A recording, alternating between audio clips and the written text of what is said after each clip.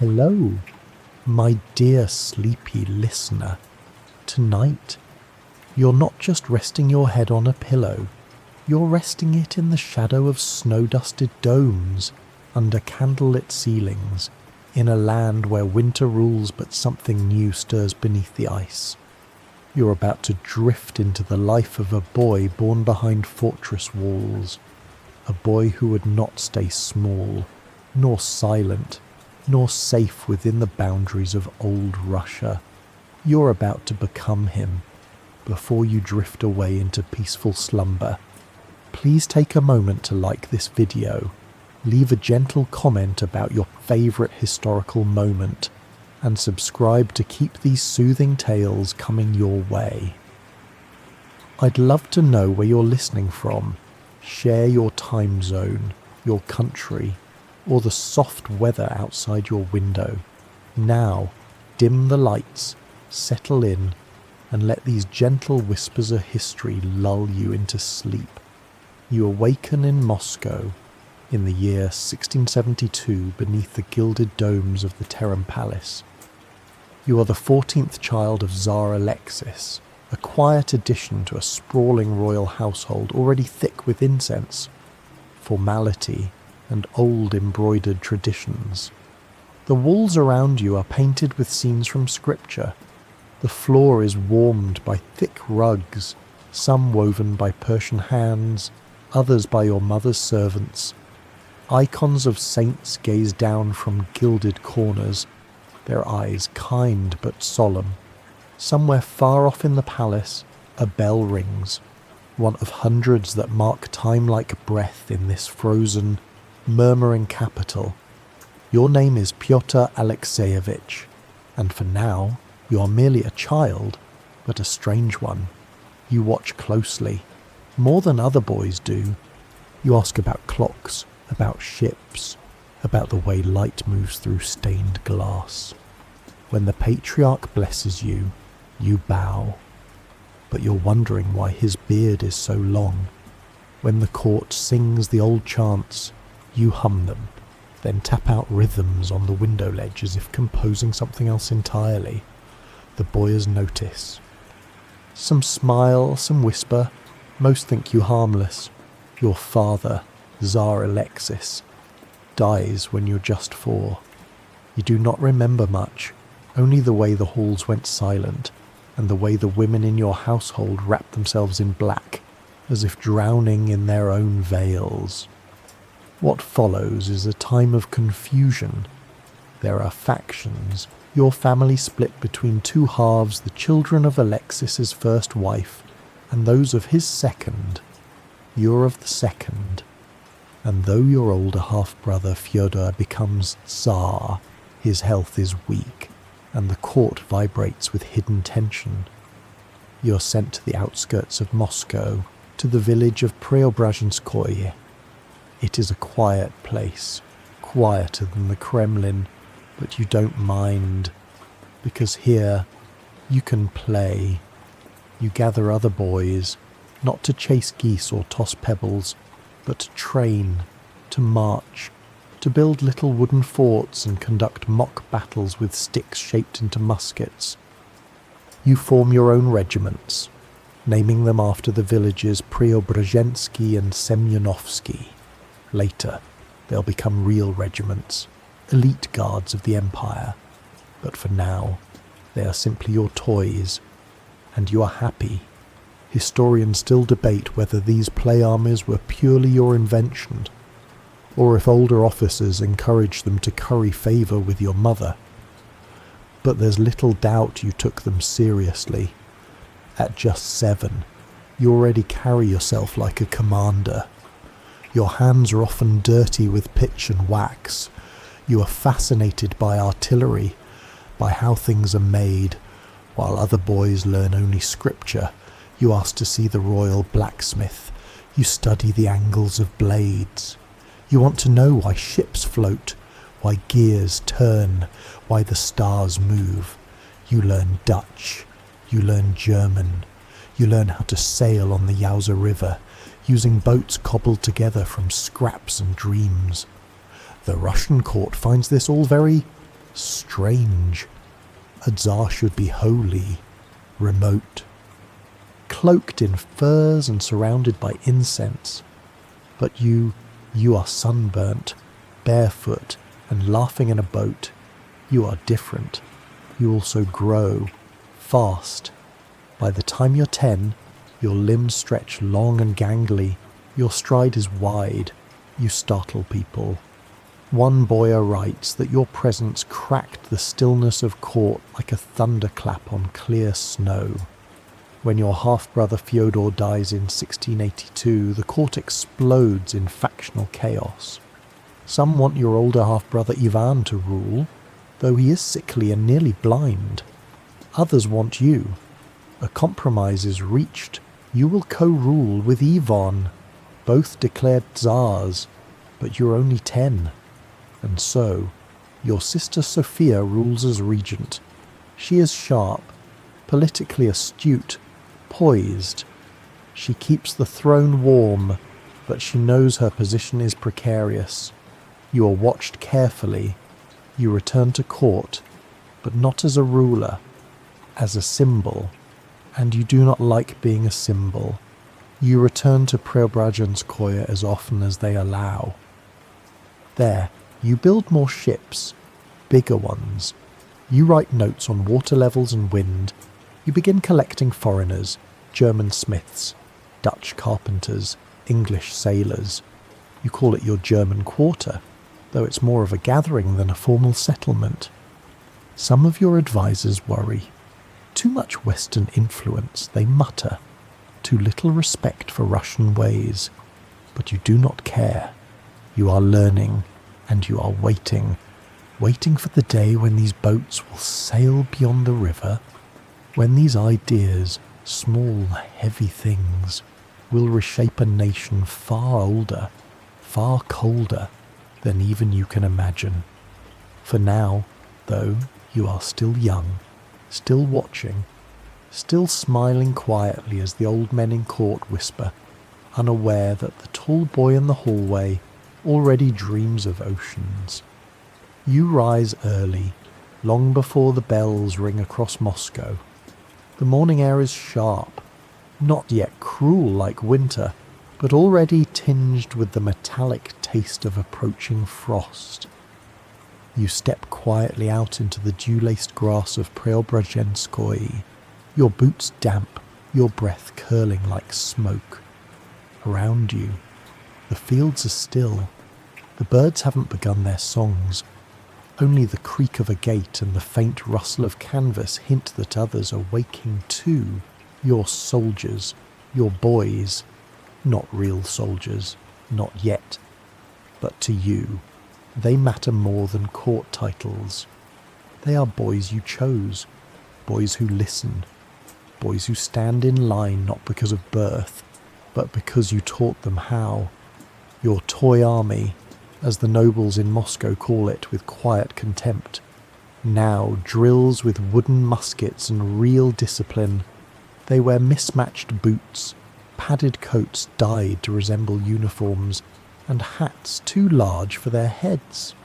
But they salute, they march, and when you call a maneuver, they respond not with clumsy laughter, but precision. You are 13, and every morning you lead them like a general. You study old European manuals, Dutch, German, Swedish. You scribble notes in margins and test them in the meadow, adjusting tactics with the care of a watchmaker. Your boys are your laboratory, your field of dreams, and the meadow becomes your proving ground.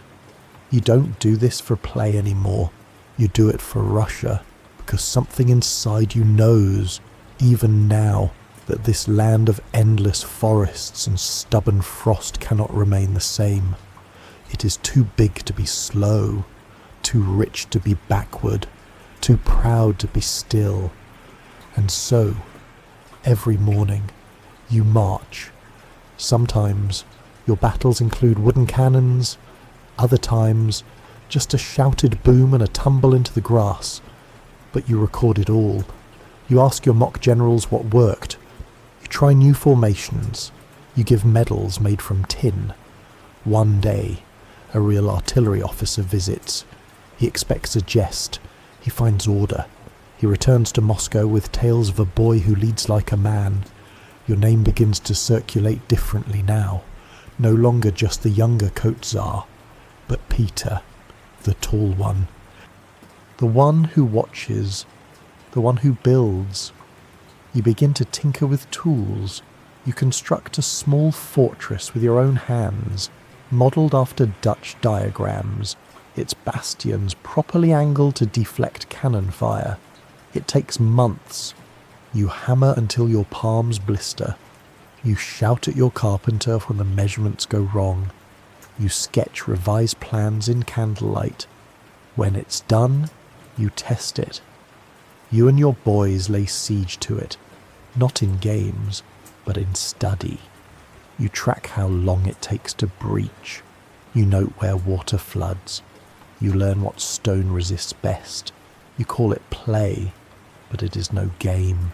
You are methodical, obsessive, even. Later historians will remark that Peter never loved idleness.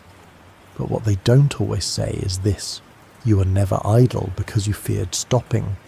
Standing still, to you, was the same as going backward, and you had no intention of going back. Your appetite grows. Not for food, though you do enjoy a roasted goose and black bread with butter. No, what you hunger for is knowledge. You sneak into the German quarter of Moscow, again and again, where foreign craftsmen live. Some Russians avoid it, fearing strange languages and stranger clothes. You are drawn to it like a tide.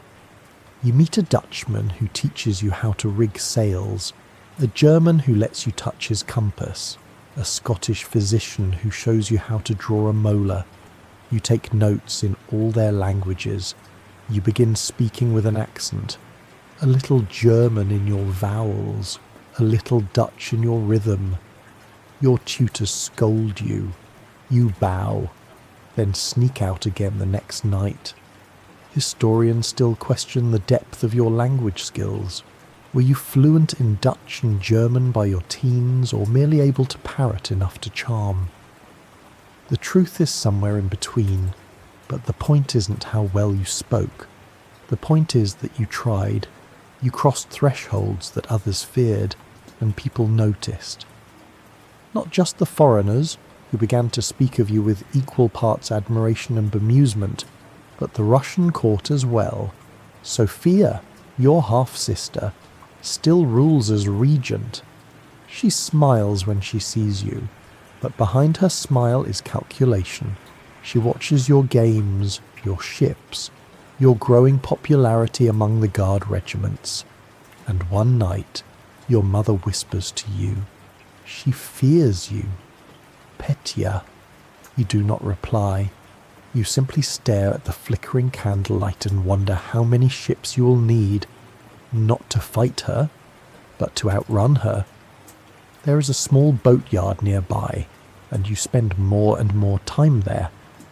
You build your first real boat at 15. Not a barge, not a raft, but a sailboat.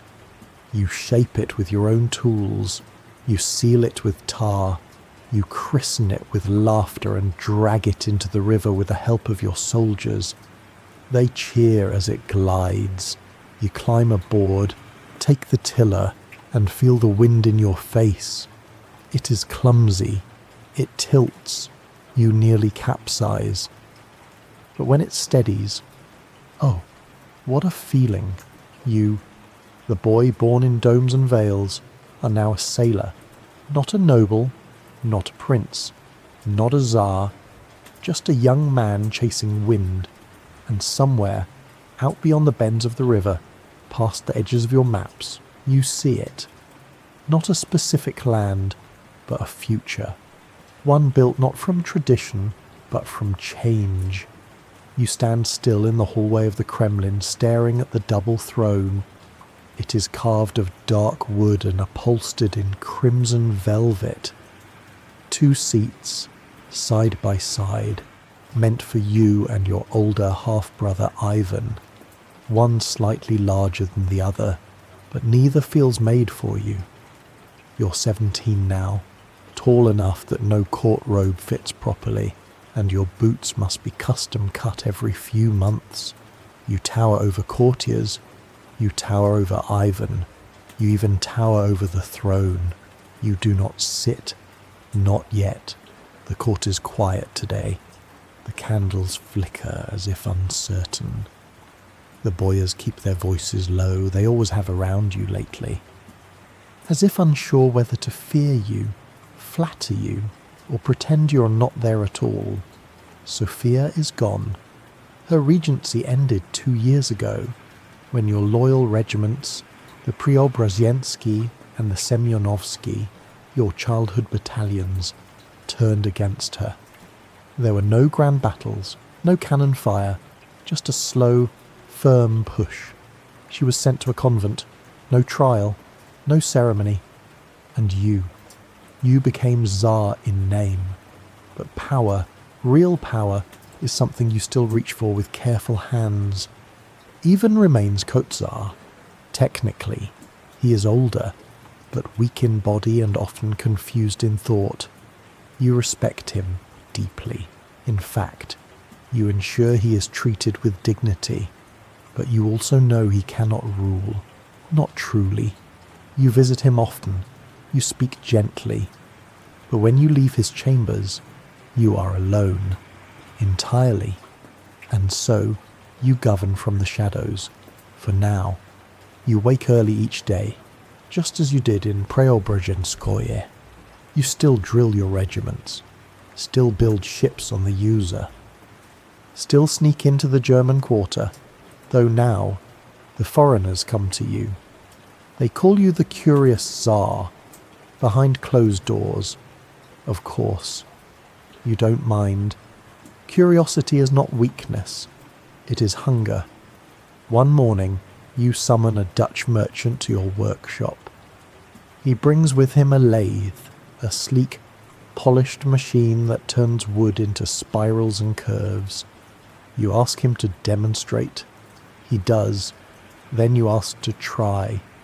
He hesitates, uncertain whether a Tsar should touch such things. But you insist. And so, the Tsar becomes a wood turner.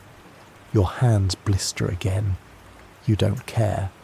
Later, you'll keep one of your handmade goblets on your desk, not as decoration, but as proof. A reminder skill matters more than lineage. You begin sketching bigger dreams. You want ports, a navy, a modern army, schools, maps, glassworks, canals.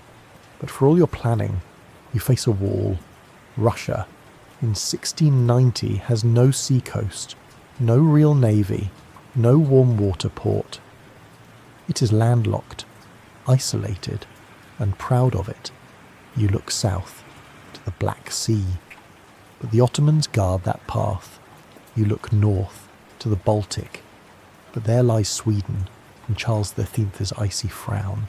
You're not ready for war. Not yet. And so, you do something no Russian Tsar has done before. You leave voluntarily. You call it the Great Embassy, a grand diplomatic journey across Europe to study, to observe, to learn. Officially, it is a mission of alliance building. Unofficially, it is your excuse to vanish. You dress as a commoner. You grow a beard, not the thick, flowing kind the Orthodox clergy wear, but a tidy Western one. You call yourself Sergeant Pyotr Mikhailov, and with a small retinue, you slip out of Moscow under a dull spring sky. Historians still debate why you left in such disguise. Some say it was to avoid diplomatic awkwardness. Others suggest it was sheer thrill, an emperor masquerading as nobody. Perhaps it was both, but the result is the same. You vanish into Europe, and no one knows quite what to expect. You arrive first in Riga, then travel through Königsberg and Berlin. In each city, You visit shipyards, factories, artillery foundries. You watch how things work. You take notes. You ask questions that make scholars blink. You visit Amsterdam. You fall in love, not with a person, though there are those too, but with the city itself, the shipyards, the canals, the docks humming with trade, the salty air heavy with tar and language and purpose. You work in a real Dutch shipyard, hammer in hand, just one more worker on the line. The foreman shouts at you, you nod, then work harder. You help build a real frigate, a Russian Tsar, helping build a foreign warship. When news of this reaches Moscow, the boyars gasp, they pray, they worry. But you just smile, hands splintered and heart full. In England, you meet with King William III. He's polite, curious, and a bit sceptical. You speak of maps and trade routes. He offers tea. You try it, grimace slightly, and return to your ale. You tour the Royal Navy docks in Deptford. You learn about dry docks. You measure sails. You order dozens of naval instruments to be sent back to Russia. Compasses, sextants, barometers. You purchase books, piles of them, on shipbuilding, hydraulics, ballistics. You carry knowledge like other men carry coins. It weighs more, but it lasts longer. Not everything on this journey is joyful. In Saxony, you become ill. Fever grips you for several days. When you recover, your doctors advise rest. You ignore them. There's too much to see, too much to bring home. And in your dreams now, you see it clearly. Not just a new port, but a new Russia. Not to the south, nor the old east, but to the west, where ships sail and cities shine, and futures, however fragile, are shaped by hand. You return to Moscow in the spring of 1698, taller still, broader in the shoulders, with a new scar across your left hand, from a pulley wheel in the Amsterdam yards. You arrive not in splendour, but in a creaking wagon, with muddy boots, a pile of Dutch texts, and a telescope strapped beneath your bench. Moscow, though, has not changed. Its walls remain stern and ancient. The boyars still wear their heavy robes. The bells still toll in the old rhythms. The clergy still gaze with suspicion toward anything that smells foreign, including you. But you do not return as the same man. You've lived another world. You've walked through cities where time seems to move faster, where streets are laid in gridwork instead of meandering into forest, where clocks tick in shipyards and not in monasteries. You've seen what Russia could be, but first there is a fire to put out. While you were away, the Streltsy, Moscow's elite military corps, once loyal to Sofia, rose in rebellion. Perhaps they heard whispers that your changes would break them. Perhaps they merely feared your absence. It doesn't matter. You return to their revolt already crushed by loyal forces but not yet punished. And punishment is coming, swiftly, harshly. You, the man who laughed with Dutch carpenters and argued with English captains, now become a cold mirror of Russian vengeance. You order the executions of hundreds. You personally attend some, a detailed chroniclers still debate. Some say you wielded the axe, others say you merely watched, stony and unmoved. The truth. Perhaps both are true, perhaps neither, but the message is clear. Russia will not resist transformation. You shave your beard, and then demand others do the same. The court gasps. Orthodox tradition ties beards to piety. Saints have beards. Priests have beards. Real men, say the boyars, have beards. You don't care. You set up a beard tax. a literal fee paid by any noble who wishes to keep his facial hair. A small medallion, stamped with the words "beard tax paid," must be carried at all times. At first, it's a joke. Then, it becomes law. Some pay it, others do not. But the message is deeper than hair. You're cutting into centuries of symbolism, not just what Russia looks like, but what it believes it is. And this is only the beginning. You change court dress.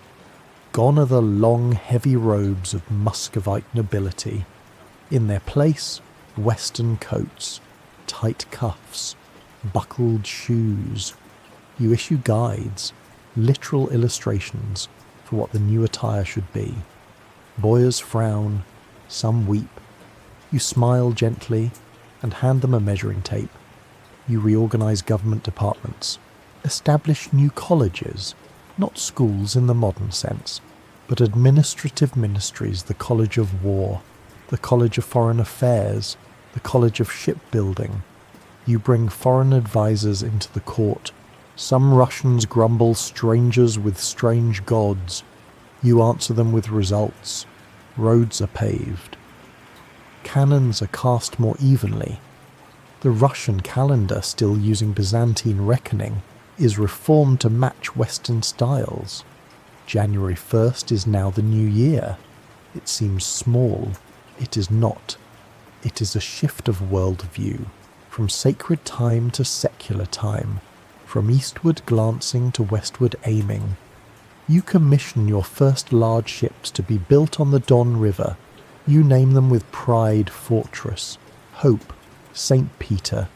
Some still rot in shallow waters. Some never leave their moorings. But some sail.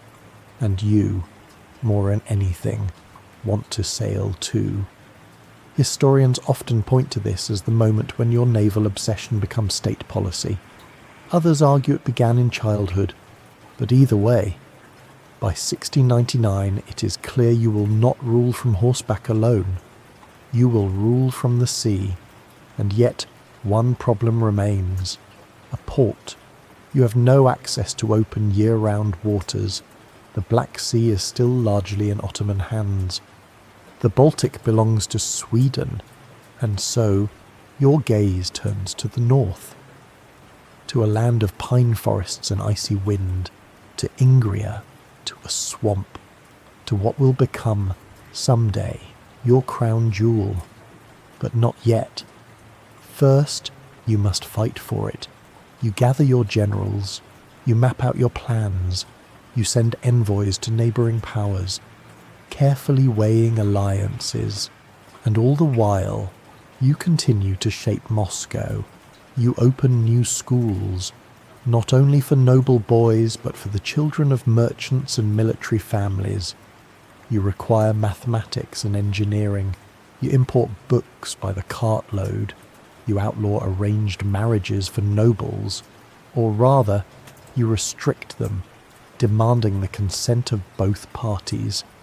This stuns the aristocracy. Marriages have always been tools, not choices. You say softly Russia will not grow stronger by chaining its sons and daughters. It's one of your rare poetic lines. Later, you will be remembered more for your reforms than your verses. But even here, behind laws, behind edicts, behind axes and taxes, beats the heart of a boy who once stood at the riverbank, watching boats he could not yet build. Now, you build them. Now, you send them out. And as the snow falls once more on Moscow's rooftops, you smile quietly, watching old customs crack like ice beneath spring thaw. Russia will change, even if it must be dragged into the future. One beard, one cannon, one boot at a time. You awaken in a tent, the air thick with the scent of damp wool and cold iron. Outside, the wind hisses across the frost-bitten fields of Narva. Snow clings to the earth like a weary curtain, muffling the world into silence. Yet beneath that quiet, an army shifts. restless, hungry, unready. It is the year 1700. You are now 28 years old, Emperor of Russia by all names and measures, and for the first time you have declared a full war. This is no mere border skirmish or punitive raid. This is a grand design, your attempt to pry open the Baltic and claim your window to the west. But before you can do that, you must break Sweden. And Sweden, as it turns out, is not in the mood to be broken. You've chosen a difficult enemy. The young King Charles XV is only 18, and already whispers about him pass through European courts like rumours on wind. Some call him a child warrior, others believe he's untested. You do not know him yet, but soon you will. At Narva, you have nearly 35,000 soldiers. The Swedes have fewer than 10,000. The numbers, you think, are on your side. But numbers mean little in a blizzard, and less when half your army is still learning to load a musket. Your men dig trenches, clumsily. They erect defences, awkwardly. Most are conscripts. Some are serfs barely trained beyond the farm field. You've tried to modernise, to issue uniforms, drill manuals, command structures based on the Prussian model.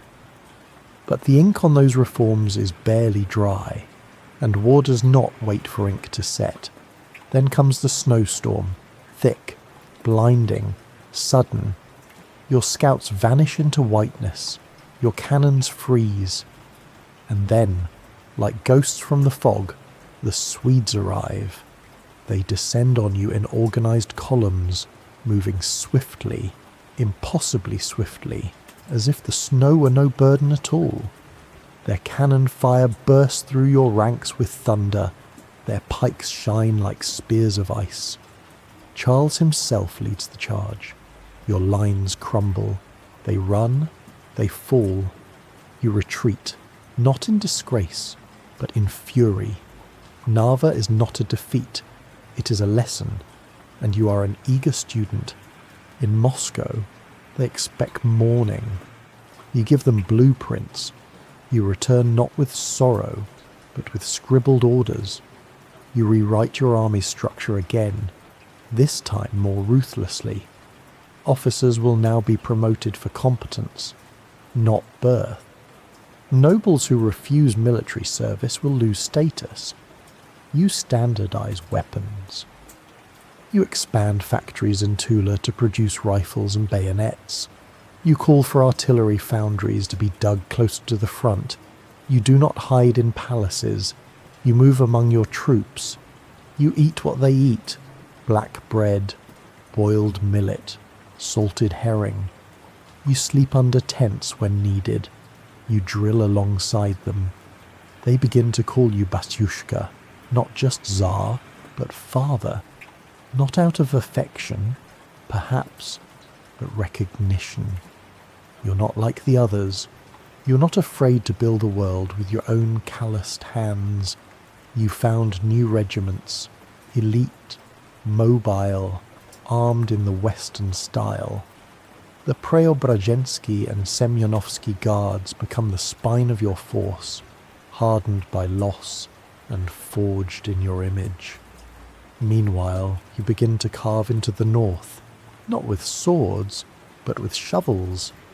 In 1703, your scouts bring you to the mouth of the Neva River, a wet, wind-swept place where the river meets the sea, choked by reeds and mist.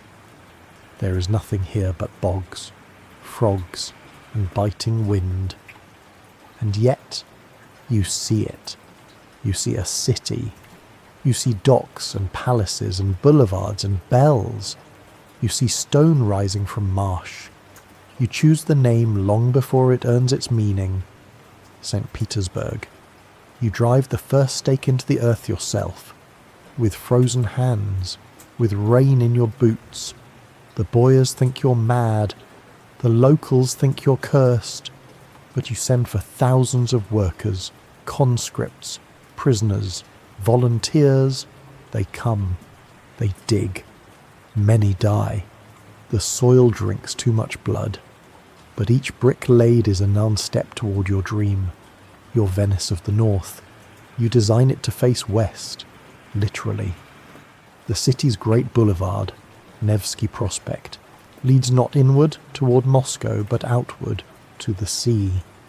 Historians still debate your motives. Was it purely practical, a port to rival Stockholm and Amsterdam, or was it symbolic, a declaration that Russia's eyes would no longer look only to the old steppes, but outward, to where ships crossed oceans and ideas moved like wind? Maybe both. You certainly believed it mattered. You order nobles to move there, even if they don't want to. You say gently, but firmly, where the Tsar lives, the court must live. Some grumble. You offer them plots of land. They build, slowly, painfully. Saint Petersburg rises. You walk its muddy streets yourself. You visit construction sites, inspect beams, offer suggestions to Dutch engineers and Russian masons alike. You wear simple coats and muddy boots. More than once. You're mistaken for a foreman. You don't mind. Mistaken identity, after all, has always been your favourite disguise. You establish a shipyard nearby, the Admiralty. It will build dozens of warships. You begin training sailors, not just from nobility, but from merchant families, even peasants. You invite foreign captains to train them. You watch, you learn, always, you learn. The war with Sweden drags on, bitter and slow. Charles V refuses to yield, but neither do you. You push deeper into the Baltics. You retake Narva, years after your defeat. You celebrate with a quiet glass of vodka, then return to your paperwork. Because for you, conquest is not about victory. It is about direction, and the map is only half finished. You awaken aboard a ship, the planks creaking gently beneath your boots as the Gulf of Finland stretches out around you, grey, rippling, eternal. The wind tears at your coat, salt prickles the edge of your beard. Behind you lies St. Petersburg, still more mud than marble, ahead open water, and with it the promise of horizons you will no longer have to imagine.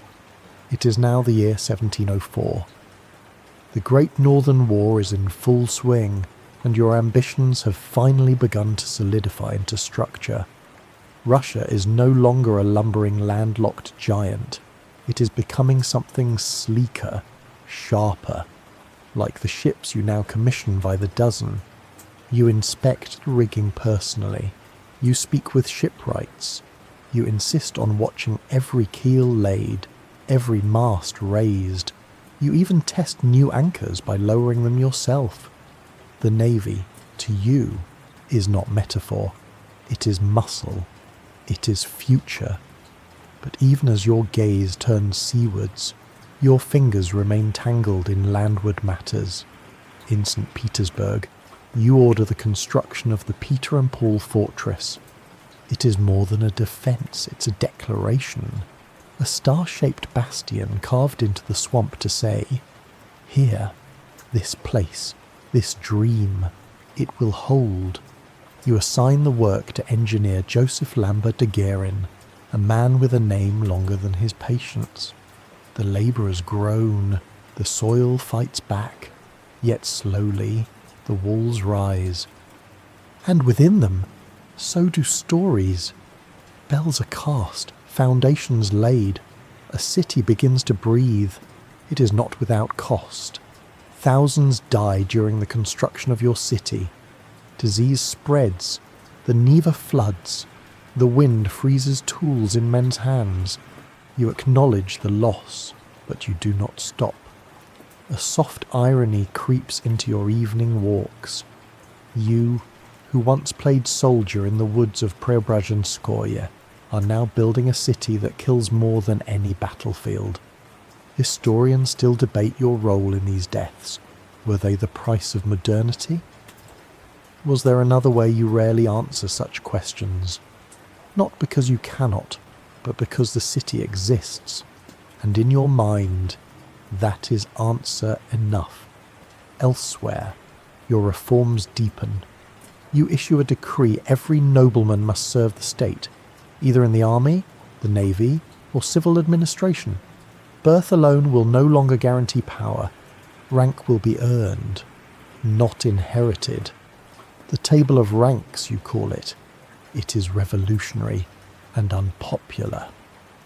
The boyars, once secure in their ancestral privileges, now find themselves learning geometry, commanding regiments, or managing grain supplies in far-off provinces. Some comply, others resist, but the state does not blink.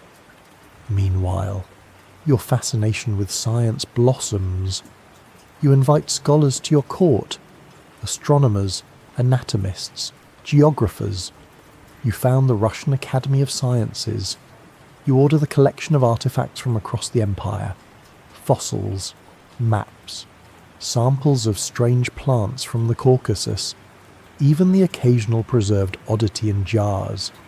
You insist that Russian children, especially those of nobility, learn arithmetic, geography, and navigation. You build schools for artillerymen, engineers, and doctors. You open a printing press in Saint Petersburg. You begin to issue the Vedomosti, Russia's first state-run newspaper. It is sparse, matter-of-fact, and heavily censored. Still, it is something, a beginning. Quirky detail on more than one occasion. You're caught editing articles yourself, red pen in hand, mumbling over the poor grammar of your journalists. Even news, you say, must be clear, and always. The war continues. In 1708, Charles the Thien invades Russia. He marches a seasoned Swedish army across the steppes. You do not meet him head on. You retreat. You scorch. You burn your own villages. You stretch his supply lines until they snap. The Swedish army withers in the Russian winter. A season not even monarchs survive unscathed. Then comes Poltava. It is 1709. Your army, now trained, modernized, battle-hardened, faces Charles in a decisive clash. This time, you're ready. Your cannons roar in sequence. Your infantry holds formation. Your cavalry strikes with precision. The Swedish line breaks. Charles flees south. Your victory is total. Poltava is not just a battle. It is a moment. The moment when Europe and Russia sees that you are no longer the awkward young Tsar building toy boats in a village stream. You are now Peter the Great. You are an emperor of war. You mark the occasion not with parades, but with construction. You expand Saint Petersburg again. More stone, more light. You rename streets. You draft architects. You begin drawing plans for the Winter Palace. And yet, a curious contradiction forms inside you.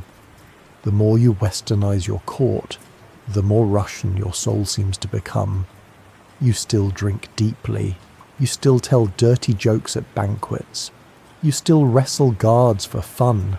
You are part soldier, part scholar, part barbarian king. Historians struggle to pin you down. Was Peter enlightened? Was Peter ruthless? Yes. And yes, you contain multitudes, and through it all, your people are just. They grumble about the beard tax. They curse the Latin teachers. They whisper that the Tsar has sold Russia's soul to the Germans and the Dutch. But still they build, they fight, they change, because whether by choice or decree, Russia now moves forward, and you, always you, are at the front. You awaken to the scent of damp ink and beeswax candles. The sun rises behind St. Petersburg's new rooftops, casting long golden slats across your desk, a desk cluttered with documents, diagrams, and a half-finished mechanical clock you've been tinkering with. A silver compass lies open, its needle trembling slightly as if sensing your restless energy. It is now the second decade of the 18th century. You're no longer the youth learning rope knots in Amsterdam or the raw commander at Narva. You're now a statesman, a father, and a symbol, though none of those titles sit easily on your shoulders. Each day you rise before dawn. You review reports from across the Empire timber yields in Siberia, canal construction in the Volga Basin, the literacy rates of military cadets. You scribble notes in the margins. Then you tour the city on foot. No guards, no parade, boots muddy, coat plain. Saint Petersburg is growing, not only in size, but in identity. Churches now rise with Baroque spires, bridges span the Narva. Merchants chatter in German, French, Russian, and sometimes all three. Yet even now, some Russians call your city the unholy capital, built too fast, too foreign, too far from tradition. You do not answer, you simply keep building. Your curiosity remains insatiable. You join dissection demonstrations at the medical academy, inspecting human organs with as much fascination as a ship's rudder. You keep a cabinet of curiosities filled with fossils, taxidermy, and malformed specimens in jars. A human baby with 2 heads, a fish that resembles a feather, a preserved foot, labelled only unknown. Some find this grotesque. You find it educational. You believe knowledge, no matter how strange, makes Russia stronger, and strength still matters. The war continues in waves, sometimes abroad, sometimes at home. After Poltava, the tide turned clearly in your favour, yet Sweden continues to resist. Charles the Wettertin does not give up easily. But your eyes have moved past Charles. You now begin to focus on internal battles. One of your fiercest is fought not with armies, but with your own son, Alexei, heir to your throne. You hoped he would be a man of vision, of science, of ambition. Instead, he is quiet, bookish, resentful of your reforms. He prefers the old ways, the church, the Moscow court, the bearded boyars. You try to mould him. He resists. You clash, often bitterly. He flees abroad in 1716 seeking asylum in Austria. You are humiliated and furious. You send envoys to demand his return. Eventually, under pressure, he comes back. You stage a public reconciliation. You even hug, but the damage is done. Soon after, he is accused of conspiracy, of colluding with your enemies. Was it true, historians still debate? Some believe he plotted to undo your reforms after your death. Others think the charges were exaggerated, a father's paranoia overtaking a ruler's judgment. Regardless, the outcome is grim. He is arrested, tried, tortured. He confesses. Then, before sentence can be carried out, he dies in prison. Officially illness. Unofficially, the whispers never stop. You rarely speak of it again, but from that moment, something hardens in you. Your reforms grow sharper. You abandon any hope of voluntary change. You begin carving the state with a chisel instead of a brush. Yet still, you mourn, not openly, but often. You're seen standing alone at night on the banks of the Neva, looking west, as if watching for something to return. Perhaps a sun, perhaps time, perhaps nothing at all. In 1721 you declare the war with Sweden finally over. The Treaty of Nystad seals it. Russia gains territory Estonia, Livonia, Ingria. Your long-desired access to the Baltic is now permanent. More than that, you receive something symbolic. The Senate, which you yourself created, grants you the title of Emperor of all Russia. You accept it without ceremony. You rarely use it, but it marks a change. Russia is no longer just a tsardom. It is now an empire. You did not inherit that. You built it, with ship's rope and cannon smoke and stubborn ink. Quirky detail when asked if you'll hold a great parade to mark your new title. You simply shrug and go back to inspecting a broken water pump on the Admiralty dock. Always, your mind returns to function, to tools, to how things work. This, more than anything, is your legacy, not glitter in palaces or grand titles, but the endless attempt to understand and improve, one hinge, one soldier, one law at a time. And yet, despite it all, you remain human. You still drink, still wrestle, still laugh too loudly at dirty jokes, still fear that one day when you're gone, all this will unravel, still love, awkwardly, deeply, your second wife, Catherine, a former maid, a foreigner, but loyal, brilliant, your equal in many ways. She understands you better than your courtiers do, sometimes better than you understand yourself.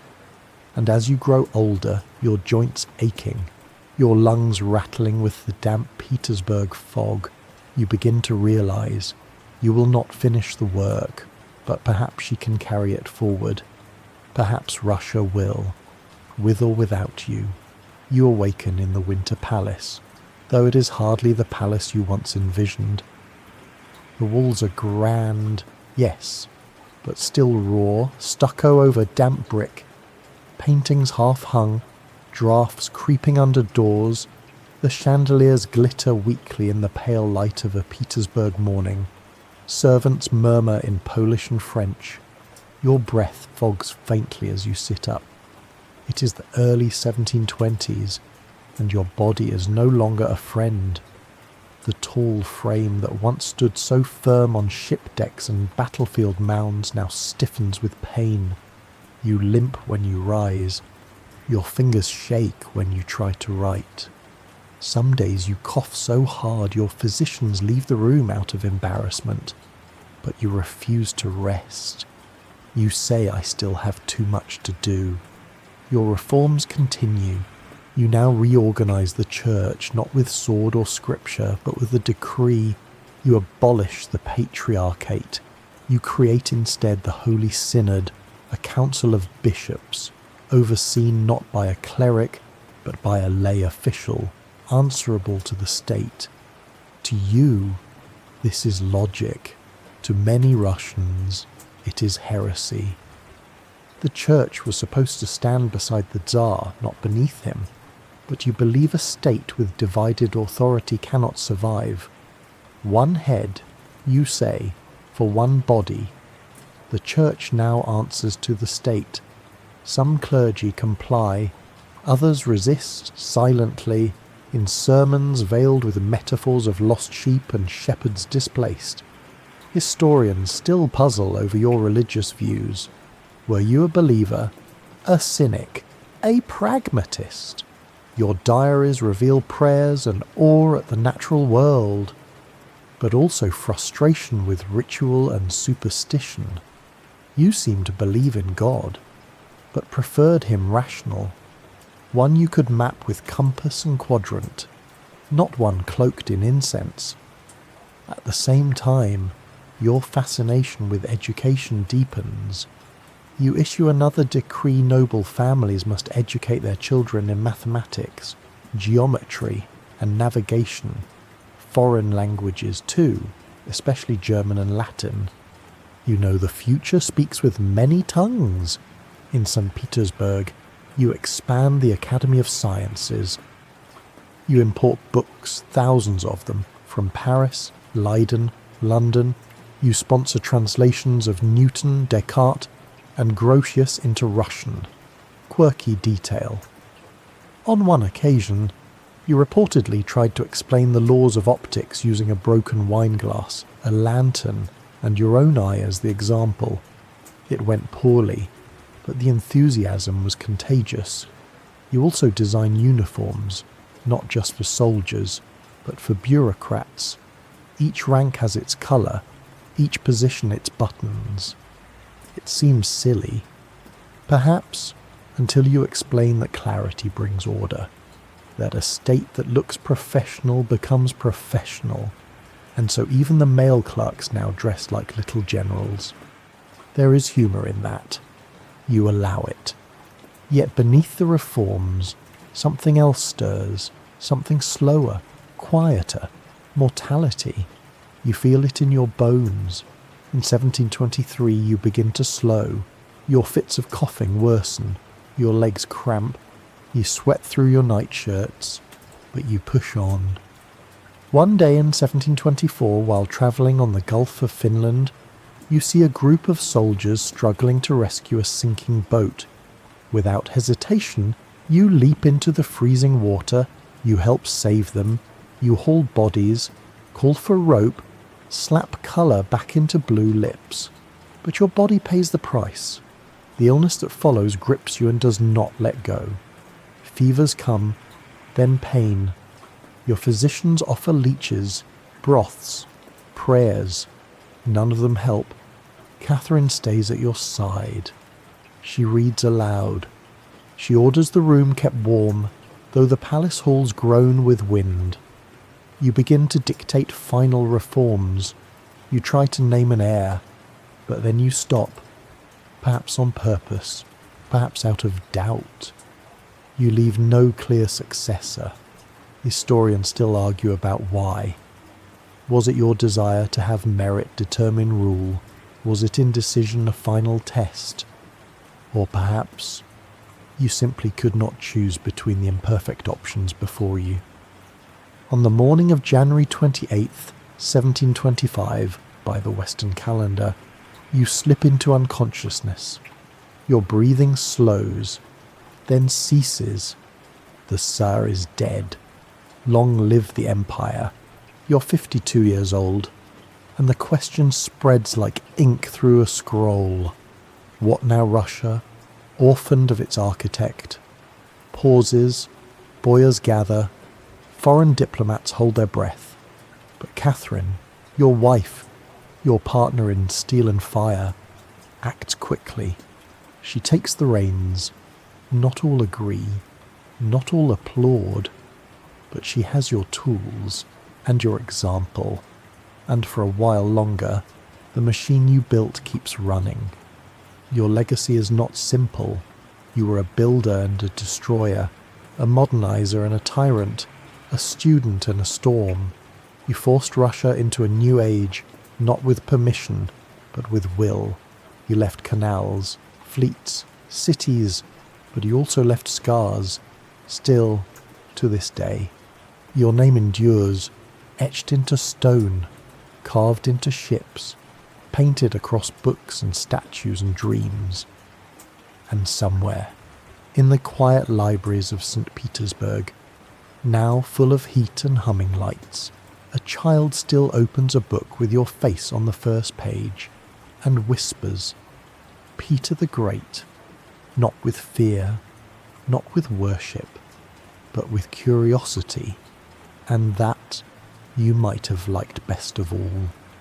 You awaken not in flesh now, but in memory, in the quiet corridors of a palace-turned museum, where school children tiptoe across creaking parquet floors, in the archives of generals who still study your campaigns, in the walls of a city that never should have risen from the marsh, yet gleams today beneath the northern stars.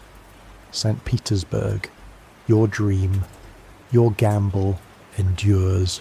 It is 1725. You are gone, but your shadow remains.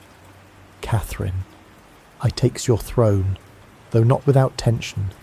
She is crowned with modest ceremony, not as empress. At first, that word still trembles on the tongues of courtiers, but her authority is real. She has your trust, your will, and more importantly, the loyalty of the guards and the navy. The very institutions you built now defend her reign, and she governs not with grandeur, but with steadiness. She maintains your policies. She keeps your ministers in place. She does not try to outshine you, perhaps wisely so. Her reign will last only 2 years, but in that brief space, Russia remains stable. Your reforms do not unravel. Not yet. Quirky detail. In one of her first acts, she insists on continuing the state's funding of medical schools, not because she's interested in surgery, but because, you once told her during a dinner, doctors should be too busy saving lives to beg for salaries. It is a quiet echo of your strange blend of logic and care. Meanwhile, across Europe, your legacy ripples. Kings and scholars write letters praising and puzzling over the Russian emperor who drank like a sailor but founded academies, who built churches and stripped their power, who learned Dutch and Swedish but made Russian speak French. Voltaire, still a young man, begins collecting stories about you. In France, rumours swirl of the northern giant. In Britain, you're studied not as curiosity, but as a case, a monarch who reshaped not just a realm, but a rhythm. Historians still debate whether you westernized Russia or created something entirely new. Was Saint Petersburg a gateway to Europe, or a wall from Moscow? Did you strengthen the empire or centralize it so tightly that cracks were inevitable? And what of your people? Did they become freer or merely more efficient under your command? The answers vary, depending on who is asked and when. In the decades after your death, Russia stumbles. Catherine dies in 1727. You left no clear heir, and the throne becomes a revolving door. Young emperors, regents, palace coups. For a time, it seems the empire might dissolve into infighting. But the institutions you forged, the navy, the bureaucracy, the academy, the army, they do not fade. They persist, sometimes despite the rulers, sometimes in spite of them. Your fingerprints remain in city plans, in tax codes, in the iron discipline of officers who never met you but follow your drills by rote. Your ghost walks silently in every engineer's textbook and on every cadet's marching path. Then, in 1762, something remarkable happens. Another woman rises, another Catherine, not your wife, but one who studied your life with almost religious intensity. Catherine the Great. She claims your mantle and your mission. She too writes laws. She too builds cities. She too debates philosophers and redraws maps. You never meet her, of course, not in flesh, but her admiration for you is evident in every stone she lays, every edict she pens. She keeps a copy of your decrees beside her bed. She calls you her teacher. And so, your influence stretches far beyond your 52 years. Quirky footnote. One of Catherine the Great's favourite anecdotes, perhaps exaggerated, is that as a girl, she once tried to walk in a pair of enormous boots labelled Peters, brought to her court as a gift. They didn't fit, but someday, she reportedly said, "I'll grow into them." Whether the story is true or not, its meaning is clear. Your reign, your vision, it shaped the scale by which future rulers were measured. Back in Saint Petersburg, the city you willed into being grows lovelier. Palaces emerge with finer stone. Bridges span the river with elegance. The Hermitage rises, filled with paintings you might never have cared for, but whose grandeur you would have appreciated. Visitors now stroll along the Narva embankment, never knowing how many men once perished driving foundation posts into the mud. Your statue stands near the Admiralty. It shows you on horseback, windswept, hand outstretched, not as a tyrant, nor as a saint, but as a force, the Bronze Horseman they call it, commissioned by Catherine the Great, sculpted by a Frenchman, cast in Saint Petersburg, and beneath it an inscription carved in Latin and Russian, to Peter I, Catherine II. Just 6 words, but they whisper volumes. The boy from Preobrazhenskoye who played war with wooden rifles, the young Tsar who built a ship with his own hands, the emperor who ruled with blueprints and bruises, he is now legend, but not untouchable. Children still trace your roots on maps, scholars still debate your soul, and in the lull of a cold Petersburg evening, when the wind rises and the gulls cry above the domes, some say they've seen a tall figure walking by the water, pausing, listening, and then moving on, toward something unfinished, toward a future still taking shape. You awaken in a city of domes and stone, no longer yours, but still whispering your name. It is the 19th century now. The carriages have iron rims, the dresses rustle differently, the uniforms neater.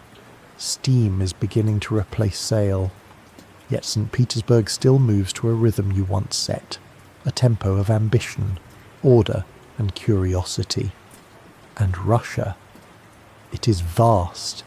Its railways stretch further each year, its armies grow larger, its bureaucrats more numerous, its capital more elegant, but its questions remain. At the military academies, young cadets are still taught in formations you devised. In universities, students read about your table of ranks, that strange, rigid ladder you built where a man might rise through merit, not merely birth. Some love it, others hate it, but few ignore it. Scholars gather now to write your history, but the stories they tell are often stylized. One version paints you as a tyrant, a man of whips, exile, and forced westernization. Another shows a visionary, a man who dragged Russia out of medieval fog and into Enlightenment light. And both have truth. You were, perhaps, both storm and compass. Some historians gently argue about your soul. Did you love Russia, or did you love what Russia could become? Did you serve your people or remake them in your image? These questions, like clouds over the never, shift slowly but never truly vanish. A quirky detail preserved in an old servant's diary. You once insisted that all court musicians be trained not only in music, but in geometry, so they might understand the symmetry they produce. Whether this worked musically is unclear, but the idea entirely. Peter. In the 1830s, Pushkin, Russia's great poet, pens his famous poem, The Bronze Horseman. In it, a humble clerk named Yevgeny is caught in the floodwaters of the Neva. He rails against the towering statue of you, the emperor who built this city on a floodplain, who dared to command nature. Then the statue moves, chases him, silent, relentless, like judgment. Is it horror admiration? Both Pushkin's poem capture something few dare to admit, that your presence still looms, not just over stones and statues, but over the Russian mind. They cannot forget you, nor fully embrace you. You are not merely a memory, you are a question, still being asked, still waiting for an answer, and while others pass into silence, you remain in constant conversation, not only with historians, but with rulers, tsars who come after you inherit your crown. Yes, but also your unfinished plans. Alexander dreams of surpassing you. Nicholas quotes your decrees with fervour. even reformers and revolutionaries, even they measure themselves against your legacy.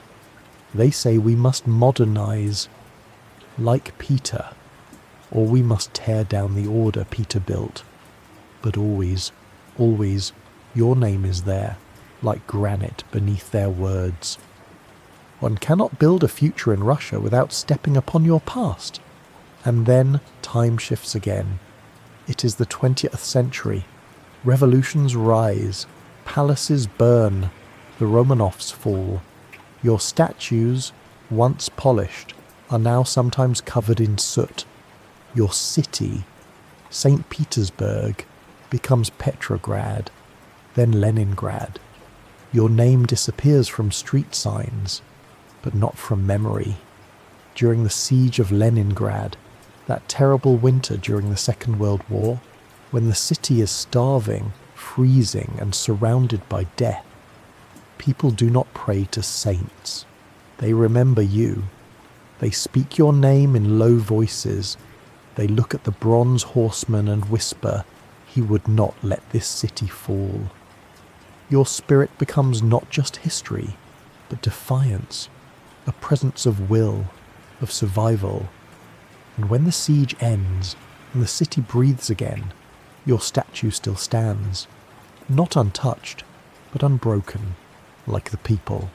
After the war, your name quietly returns, not to power, but to poetry, to books, to classrooms. In the late 20th century, as Russia re-evaluates its past, again, your life is once more dissected. A flawed hero, a visionary autocrat, a cultural intruder, a father of the empire. Each writer sees something different in your storm-lit silhouette, but no one looks away. Even now, dear listener, in this very moment, your ears hear these words in a world built far from the forests of Preobrazhenskoye, and yet you are with Peter, walking the icy banks of the Neva, standing aboard a Baltic frigate with sails full of wind, leaning over blueprints by candlelight, grieving a son you never understood, smiling faintly at a foreign word finally spoken in Russian. History is not still, it breathes, and you breathe within it. Tonight, as your eyes begin to close, you feel the slow certainty of this truth. The boy who built toy fortresses, the youth who sailed for knowledge, the man who ruled by hammer and compass, he never truly vanished. He only waits, like a tide, for minds willing to meet him where the river bends. You awaken once more, this time not as the man, nor the monarch, but as the legacy. It is the 21st century.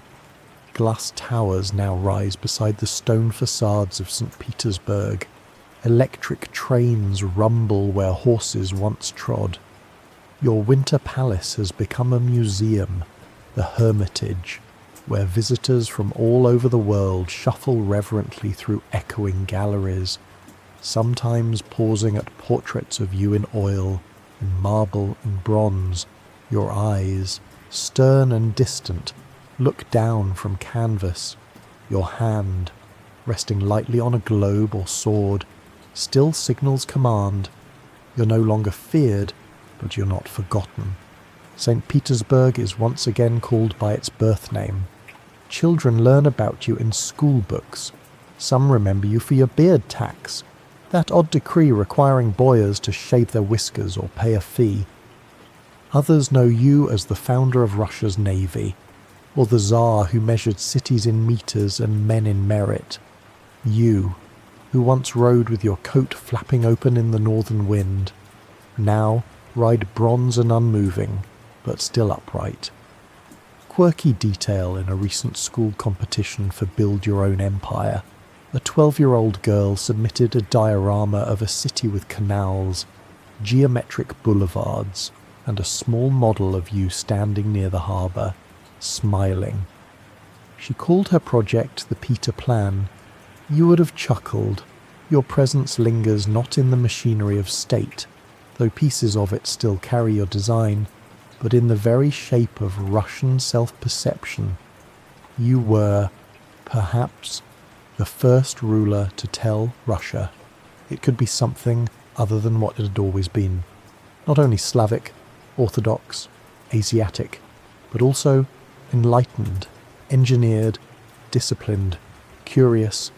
Did it fit? Only partially. Did it last in pieces? Historians still ask, was the Petrine shift a permanent transformation or a temporary fever? Did your reforms take root or merely skim the surface? There is no final answer. Some see Russia as eternally drifting between East and West, a dual identity you both embodied and provoked. Others argue you created a new centre altogether, not between cultures, but above them, and still, the Bronze Horseman rides, in film, in literature, in debate.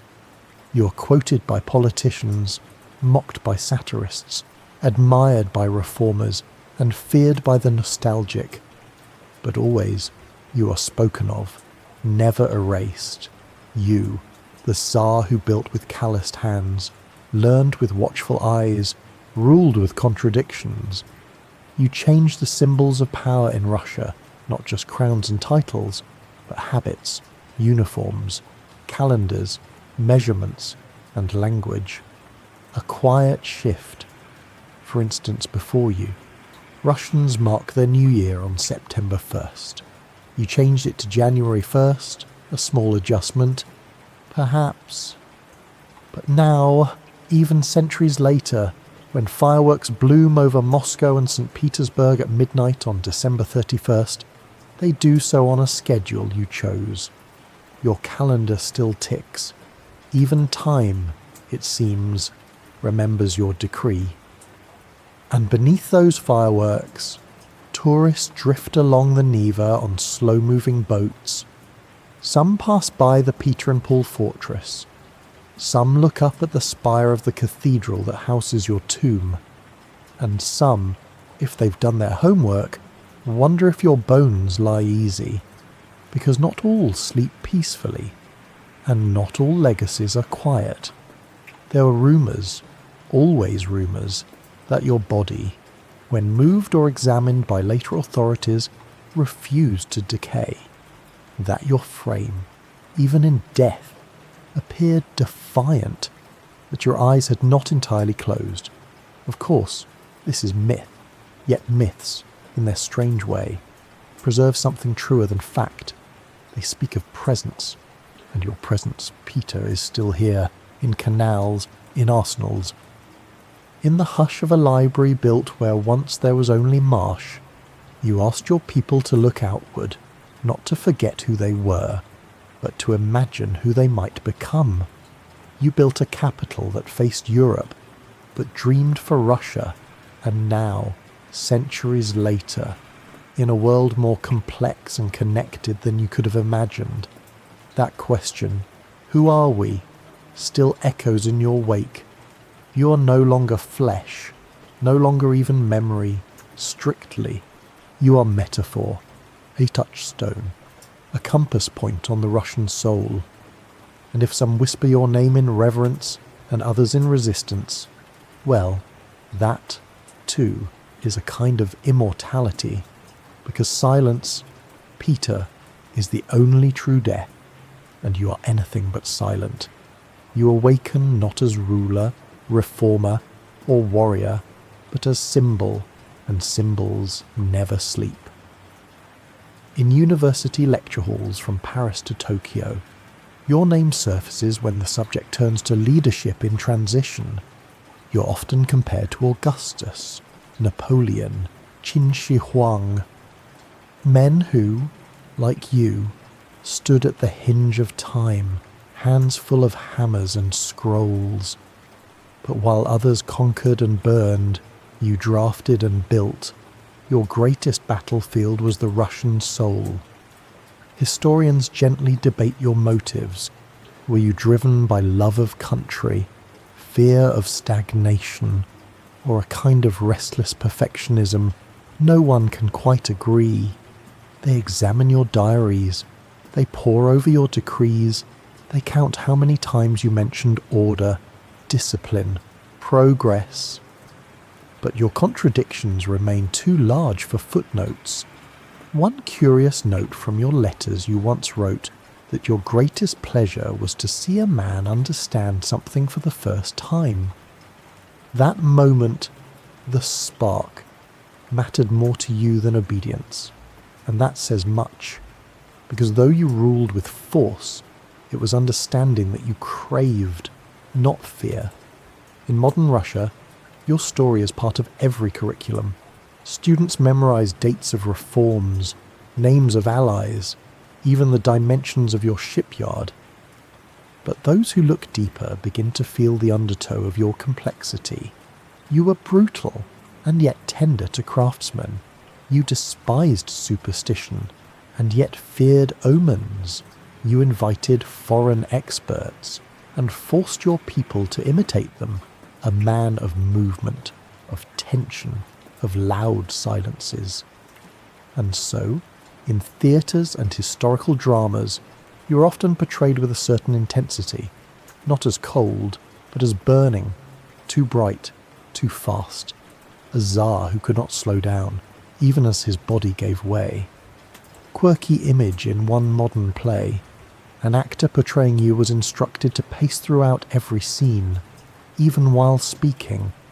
He must never sit, said the director. Peter was made of wind and wheels, and perhaps that's true. Even in your death, the Empire did not pause. Catherine picked up your pen, others picked up your sword, the city kept growing, the navy kept sailing, and the people, though often bewildered, often burdened, kept learning the habits you instilled. Stand straight. Use both hands, write clearly, read maps, ask questions. By the early 2000s, a resurgence of interest blooms once again. Books are written anew, documentaries are filmed, your likeness returns to coins and stamps. Saint Petersburg, your city, becomes both a cultural capital and a living museum. Bridges open and close like clockwork over the Neva, and the spire of the Peter and Paul Cathedral shines gold against a dust sky that has watched you rise, rule, and rest. But even now, even in the digital age, your relevance is not antique.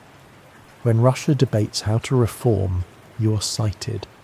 When it faces westward, it recalls your first embassy. When it pulls inward, it remembers how hard you pulled outward. You exist, in a sense, on both banks. Quirky contrast at a tech conference in Saint Petersburg. A panel once debated whether your methods, the Peter principle of top-down modernization, could be applied to AI policy. The moderator jokingly said, "Peter the Great meets machine learning," and no one laughed, because the question was sincere. What does it take to change a giant? What kind of mind dares to redraw maps, habits, and hopes? You answered by doing, and in doing became the question. Across the world, in collections as museums, your artifacts remain. Your sword, your telescope, your dentist's kit, still polished, still oddly admired, and your boots, so large that visitors stand beside them, marvelling. Did he truly wear these, they ask. The answer is yes, but not just on his feet. You wore those boots in your mind, always marching, always reaching for something ahead, something further. And now you rest beneath the cathedral spire, surrounded by the stillness of granite and the hum of passing centuries. Yet in every place where reform is whispered, where vision outpaces custom, where someone says, "Let's build," not because we must, but because we can, in those moments, you awaken again, quietly, firmly, With blueprint in hand and wind at your back, you awaken in a gentle, late summer dusk, the kind that settles softly over the city you once dreamed into being. The never glimmers under golden light, boats drift, footsteps echo across granite embankments. In a quiet corner near the fortress, a child tosses breadcrumbs to pigeons, unaware of the centuries beneath her feet. She doesn't know your name yet, but she will, for now. Your presence surrounds her in subtle ways, in the shape of the windows, the width of the avenue, the quiet pride in her grandfather's voice when he points to the spire and says, "That was built by Peter." You're no longer taught as simply a ruler, but as a moment, the Petrine moment.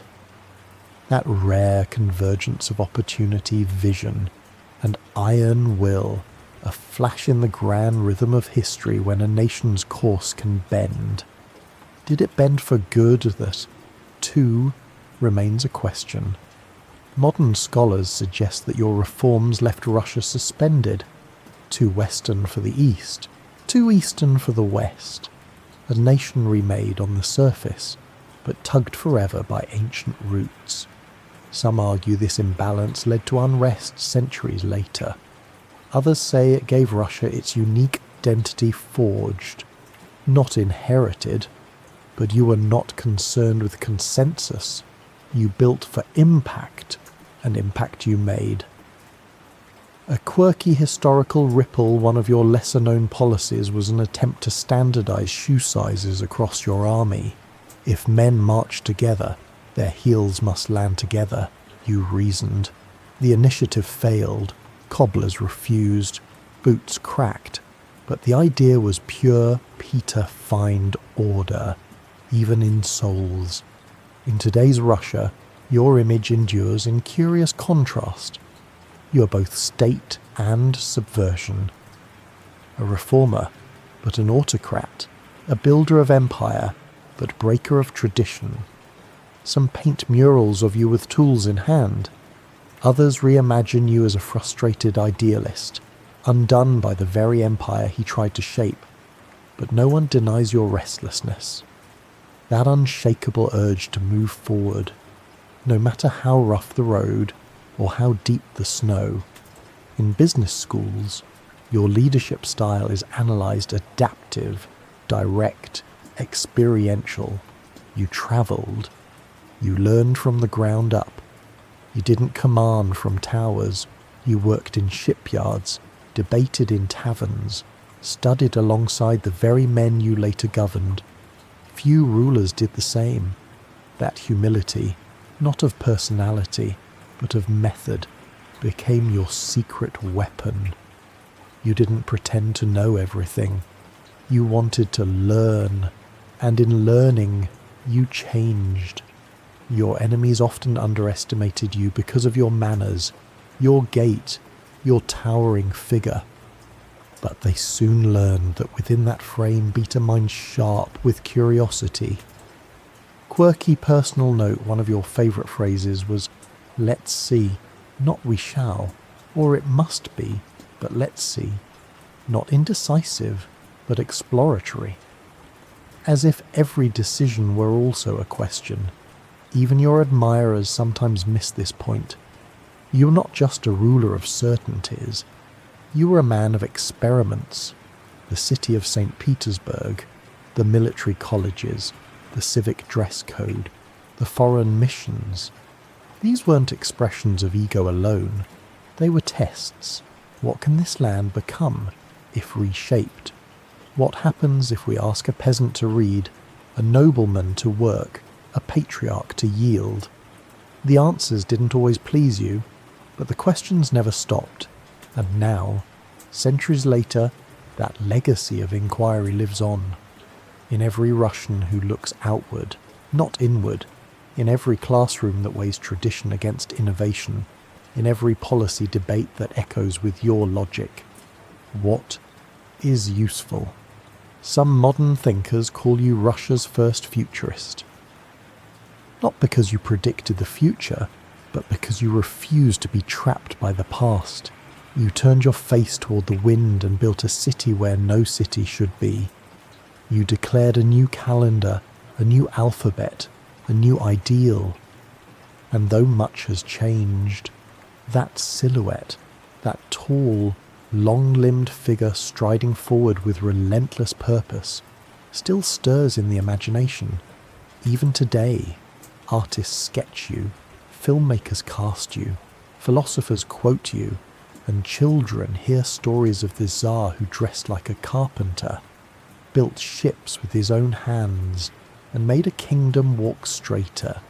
You're no longer just man or myth, you're a measure, a reminder.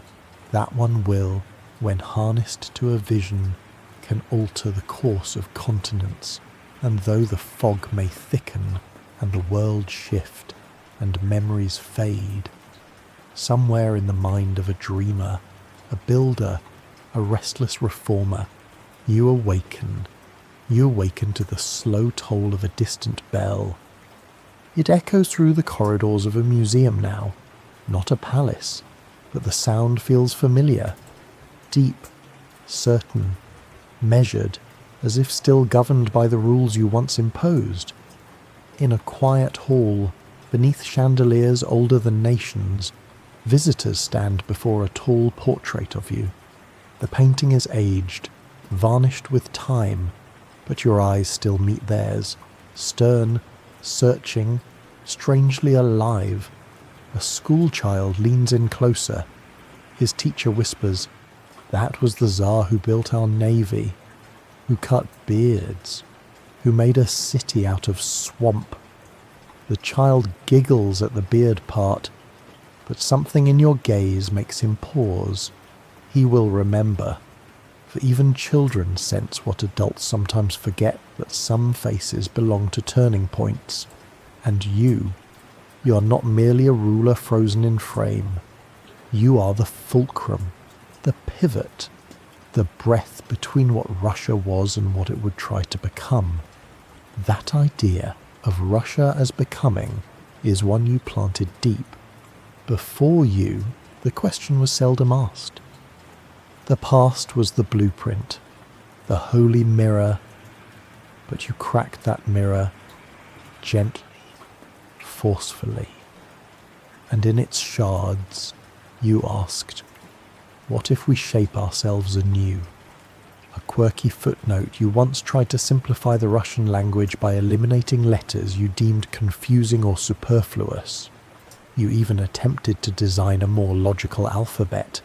It didn't last, scholars resisted, but the impulse utterly, order, efficiency, the belief that clarity could be engineered. Modern linguists still study your proposals. Some admire them, some wince, but all agree they reveal a mind not content with custom.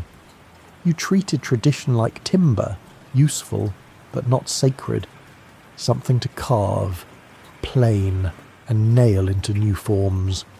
Even today, architects studying Saint Petersburg's skyline note its unusual rhythm, the symmetry of its avenues, the harmony of its facades, a western grid overlaid on an eastern soul. It does not always fit, but when it does, it is striking, just like your rain.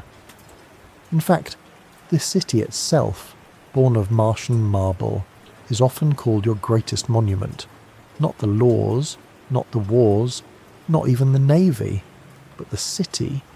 Why? Because it still breathes. It was, and is, a place where ambition met resistance and said, let's build anyway. The city flooded. You persisted. The soil was soft. You paved it. The nobility grumbled. You hosted galas, stone by stone, reflection by reflection. The impossible took shape.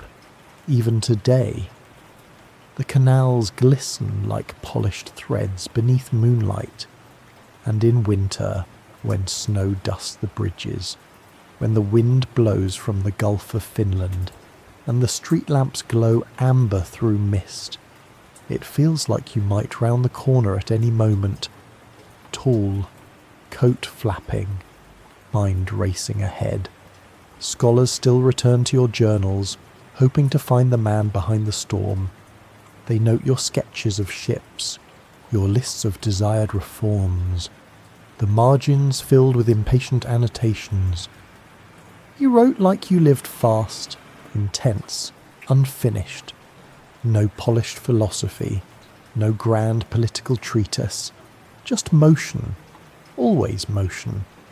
Some call this your flaw, that you lacked pause, lacked reflection, but others call it your genius, that you understood the urgency of time, that you knew, deep down, that change must gallop before it is caged, and gallop you did, through policies, cities, institutions, even language itself.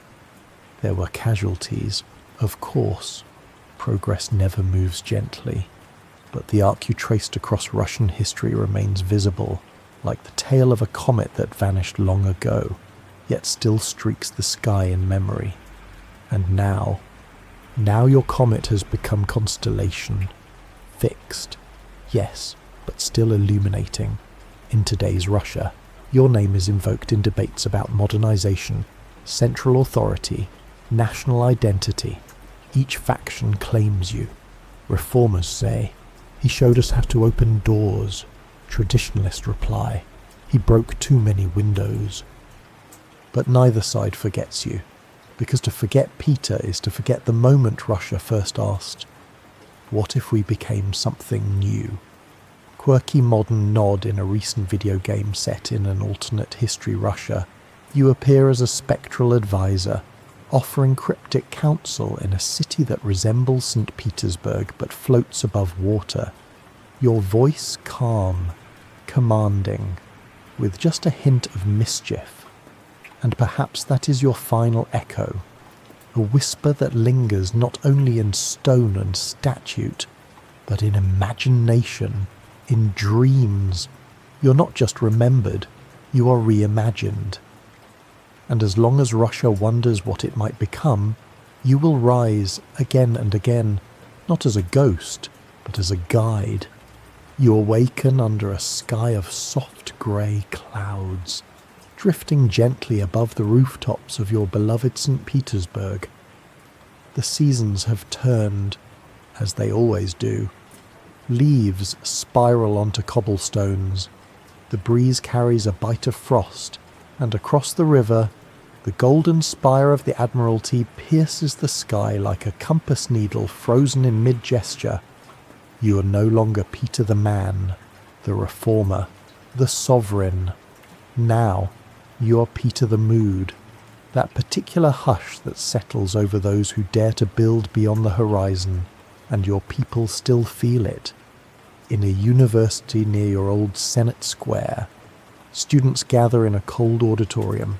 On the projector screen your profile, unmistakable, aquiline nose, strong jaw, and eyes that seem to squint into the future.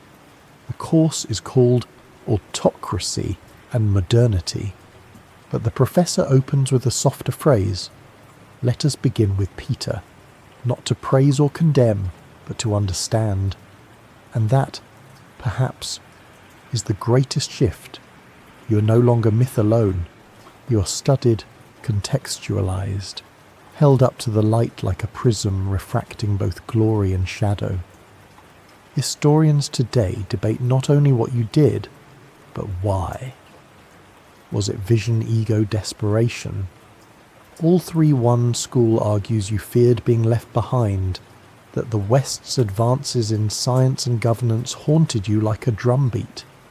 Another insists you believed, perhaps naively, that your people could leap forward if only the scaffolding were firm enough, and another suggests a simpler explanation, that you loved complexity, and complexity needs tools. It's possible all are true. You are not a single note, Peter. You are a chord, quirky evidence in your personal notebook, found decades after your death.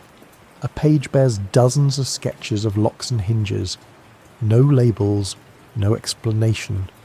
Just mechanisms, interlocking parts, levers, bolts, tiny doors. It seems, even in private, you were trying to understand how things opened. That image endures, you bending over parchment, sketching solutions, not commanding armies, not receiving envoys, but puzzling out how to make a stubborn door move. And wasn't that your life? You found Russia heavy, weathered, chained by habit, and you tried, not always gently, to unlock it, not destroy it, not replace it, but reshape it, bit by bit, bolt by bolt. Some argue your changes were surface deep, uniforms and etiquette, nothing more, but that underestimates you. The real reforms were beneath the lace and lapels. You changed education. You revised the hierarchy of merit. You opened the idea that a man born low could rise high, not by birth, but by talent. Did the nobility resist? Yes, but you did not flinch. Your table of ranks, a dry chart to modern eyes, was in fact a quiet revolution. It told the empire, earn your place, don't inherit it. And though abuses followed, they always do, the principle stuck. Even today. Some point to that chart as the beginning of Russian bureaucracy. A tangled legacy. Yes, but also a step away from feudal darkness. You once wrote, "A state that does not teach its people is like a ship without a rudder." It wasn't poetry, it was blueprint. And that idea of education as navigation still flows through Russia's academies, its libraries, its debate chambers. In one rural town named after you, Petrovsk, or Petrovo, one of many, a statue stands beside a modest schoolhouse. The figure is not grand, no crown, no sword, just a man in a long coat, holding a book. Children run past it every morning. Sometimes they notice, sometimes not. But the shadow it casts, long, straight, patient, still reaches across the schoolyard. In that shadow, a new generation reads, questions, builds, and yes, sometimes rebels. You would approve of that. Not the rebellion, perhaps, but the fire beneath it, because fire meant life. Fire meant motion, and motion, always, was your creed. It's why you never stayed still. Why you boarded ships, sat in foreign classrooms, listened to mathematicians and midshipmen alike. You were not just seeking tools, you were seeking transformation, not just of land or state, but of self. You changed your clothing, your speech, your posture, even your diet, not because you lacked pride, but because pride to you meant growth. You once described your court as a school where I am both headmaster and pupil. That humility, rare among rulers, gave you an edge sharper than steel. And now that lesson still ripples in every Russian who reads foreign texts with open eyes, in every policymaker who dares to challenge old forms, in every dreamer who imagines a nation not just inherited, but made. You're not always sighted. Your portrait is not always on the wall, but your whisper is in the wind, a wind that says build. You awaken as the frost creeps over Saint Petersburg's window panes, tracing delicate white veins across the glass. A winter hush falls over the city, muffling footsteps, stilling canals, and slowing even the boldest wind that sweeps in from the Baltic. But within this quiet, your spirit stirs, because you always loved winter, its discipline, its clarity, its refusal to make life easy. And perhaps that is why so much of your reign feels like winter itself, a season that tests, reforms, and ultimately reveals what lies beneath. Today, the scholars who examine your legacy speak of two Russias, one ancient and spiritual, the other mechanical and pragmatic, and of how you tried, single-handedly, to splice them together. They speak of your reforms as if they were grafts onto a living tree. Some took root, others withered, and some, strange hybrids, remain alive, even if no one quite knows what they are. But what fascinates the most is not just what you changed, it's how you endured the loneliness of changing it. You see, for all the pages written about your victories and decrees, it's your solitude that haunts the thoughtful reader, the solitude of being ahead, the solitude of turning and realizing that the nation you're pulling is miles behind, confused, resistant, afraid. Quirky documentation in one of your few private letters, sent anonymously under a pseudonym to a European correspondent. You wrote, "Sometimes I feel like a man walking backwards, dragging a sled through fog." You never signed it, but the paper, the ink, and the phrasing matched your own. And what a striking image that is. A Tsar, dragging a sled, not riding it, not commanding from it, but hauling it forward, blindly, stubbornly, always believing that if he could just get through the fog, the others might follow, and they did. Eventually, though not always willingly. That tension between vision and reality marked every moment of your reign. You banned the old Muscovite garments. Men cut their robes, grumbling. You taxed beards. Some nobles paid the fine and wore the token proudly, a silent protest. You invited foreign craftsmen, only to watch them eyed with suspicion. Still, you pressed on, because beneath your commands was always the same question. How do we become something else? Not abandon, not erase, but evolve. Even today, that question hangs in the air. In architecture journals, urban planners study Saint Petersburg's grid and ask how a city can carry intention in its angles. In leadership courses, your methods are dissected, how you rewarded merit, punished idleness, and built institutions faster than they could stabilize.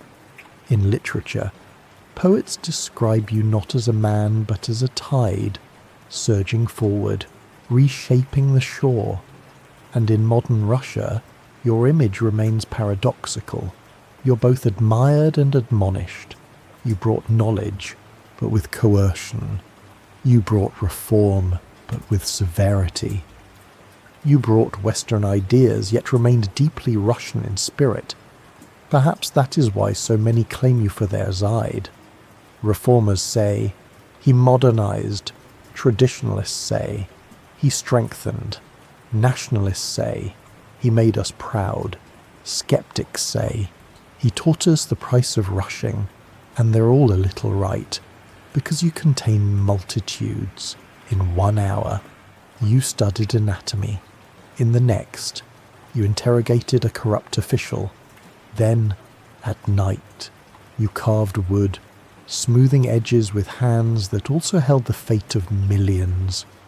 That duality, maker and monarch, is what keeps you vivid. You are not just a ruler, you are a participant, a builder in boots, a czar who got splinters. One quirky relic in the Hermitage collection, a wooden panel, once part of a doorframe in your workshop, bears a carved doodle. Scholars believe it's yours, a crude drawing of a ship beside the word sila, or strength. The carving is amateurish, childlike, but the sentiment utterly Peter. Strength lies in building. Even now, Russian engineers name bridges after you. Schools bear your initials.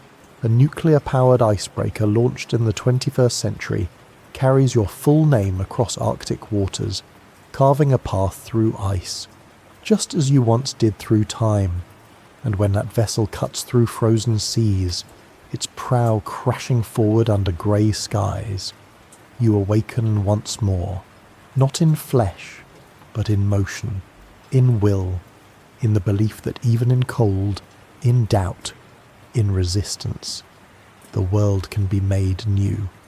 And when a student, somewhere, looks up from a textbook and wonders if one person can truly change a nation, the answer echoes like iron on stone, yes, but only if they build. You awaken to the sound of wind sweeping across an open plain. No marble domes, no ceremonial arches, just a vast stretch of land under a pale morning sky, dotted with wooden homesteads and smoking chimneys. You're far from court now. Far from Saint Petersburg's disciplined elegance, its long avenues and foreign facades. Here, in the Russian countryside, tradition remains stubborn. A peasant sharpens his sickle. A woman bakes black bread in a clay oven. Children chase geese between haystacks. And yet, here, too, your influence lingers, not in the architecture, not in the fashion, but in the schoolhouse, because in the next village over, tucked behind a whitewashed wall and a crooked birch fence, is a classroom, a chalkboard, a map, a bookshelf stocked with translations you ordered to be made. This school exists because you declared that every province must have one. It is one of your quietest legacies, and one of your most enduring. You once said, "To rule over subjects who do not understand is to rule over shadows, harsh, but honest." And with that belief, you mandated not just obedience, but instruction. The curriculum was simple literacy, numbers, service. The results, slow, imperfect, resisted, but real. And today, in thousands of schools across Russia, children still begin with the Cyrillic letters that you helped reform. They sit at desks that descend from those early civic institutions. They learn not only the name Peter the Great, but the concept that leadership involves lifting, even from the soil, even from illiteracy, even from generations of inertia. One quirky fact in a few rural schools during your reign, students were taught to recite naval commands, despite being hundreds of miles from water. Why? Because to you, the Navy was not just a force, it was a metaphor for coordination, for order, for moving forward together. Some laughed at the image of a barefoot child shouting "full sail" beside a field of potatoes. But the idea was never about boats. It was about mindset. And your reforms were often just that, experiments in altering thought.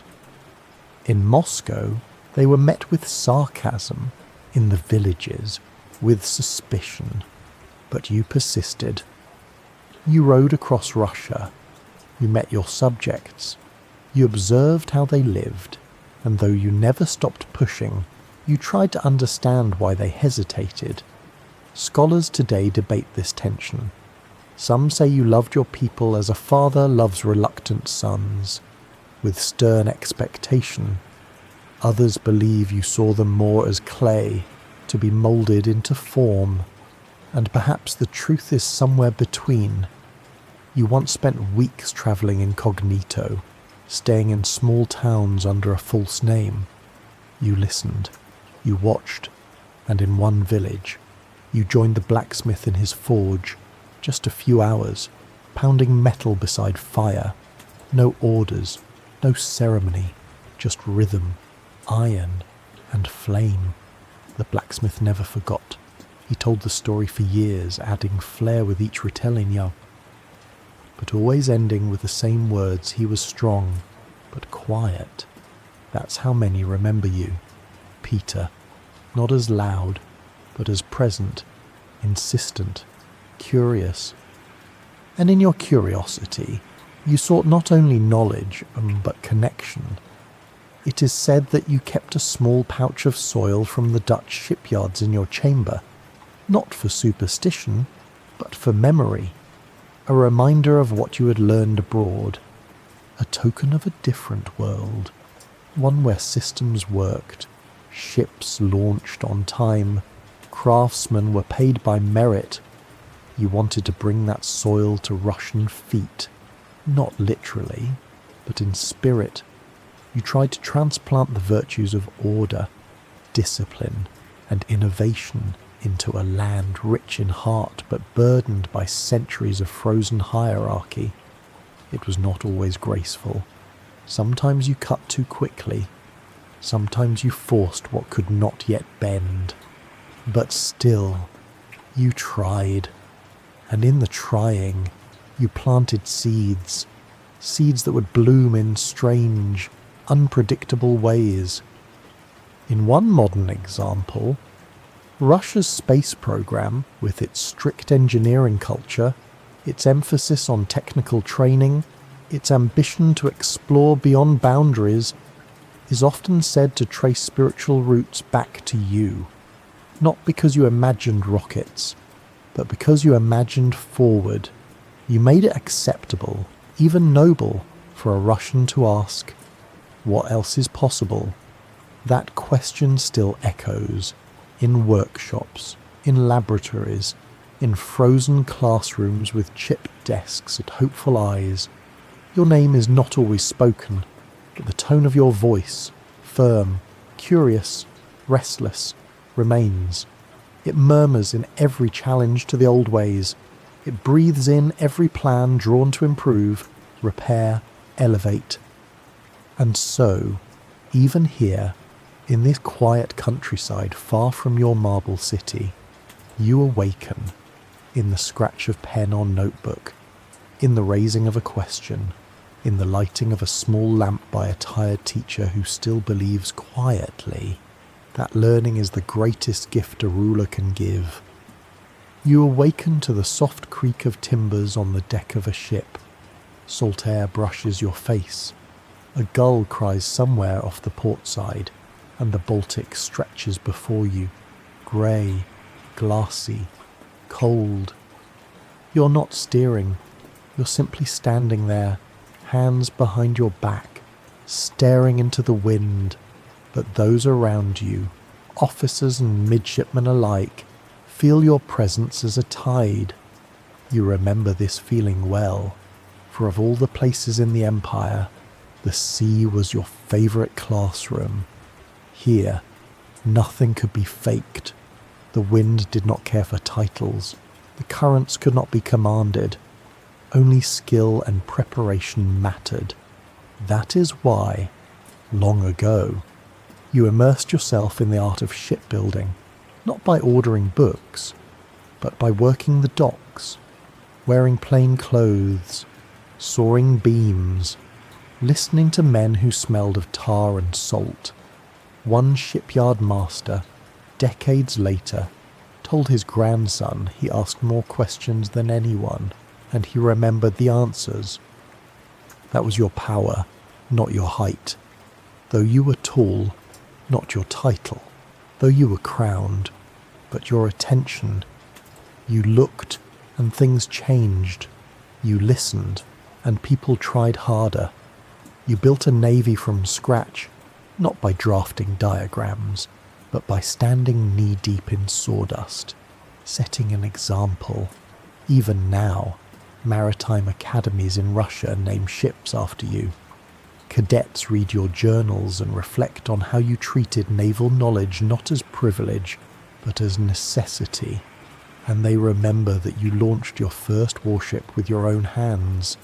Quirky footnote you once threw a banquet aboard a half-finished frigate, insisting that a vessel, like a man, should be celebrated in growth, not just in glory.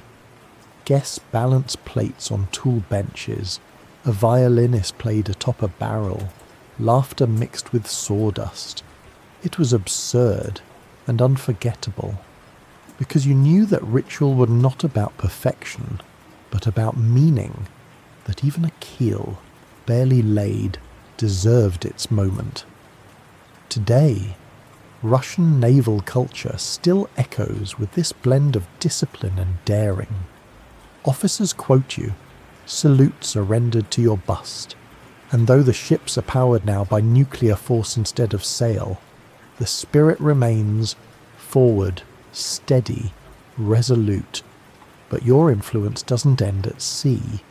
Back on land, in the towering halls of Russian engineering, your legacy pulses through pipelines and policy manuals alike. Why? Because you fused the conceptual with the material. You didn't just order roads built, you visited the quarries. You didn't just commission hospitals, you walked the wards. You once designed your own surgical instruments, not to use them, but to understand what hands feel when saving life. That empathy, strange and azar, gave your rule a depth history rarely grants autocrats. Scholars still debate your contradictions. You were brutal, yet tender, impatient, yet meticulous. Driven by reason, yet stirred by mystic visions of destiny. Some say you were two men, the reformer and the ruler. Others say you were one man, holding both in balance like a compass held steady while marching uphill. And perhaps the truth lies not in labelling, but in witnessing. Because even centuries later, when students of leadership gather to study force and change, your name surfaces, not as a saint, not as a villain, but as a case study in momentum. You proved that one willful person, burning with belief, could accelerate an empire's pulse, could shift its centre, could redraw its map. And though it exhausted you, though your body bore the toll, you did not stop. You died young by imperial standards. But oh, how much you fit into your years. A son, a craftsman, a traveller, a judge, a founder, a builder, a monarch who, unlike most, stayed curious. In the final months of your life, your letters reveal a quieter tone, less decree, more reflection. You wrote of balance, storms that had passed, of wishes for continuity. One unfinished note found among your effects reads simply, let them keep it moving. Historians argue over what it was, the city, the fleet, the empire, or the spirit. We'll never know for sure. But perhaps it doesn't matter, because they did. Keep it moving.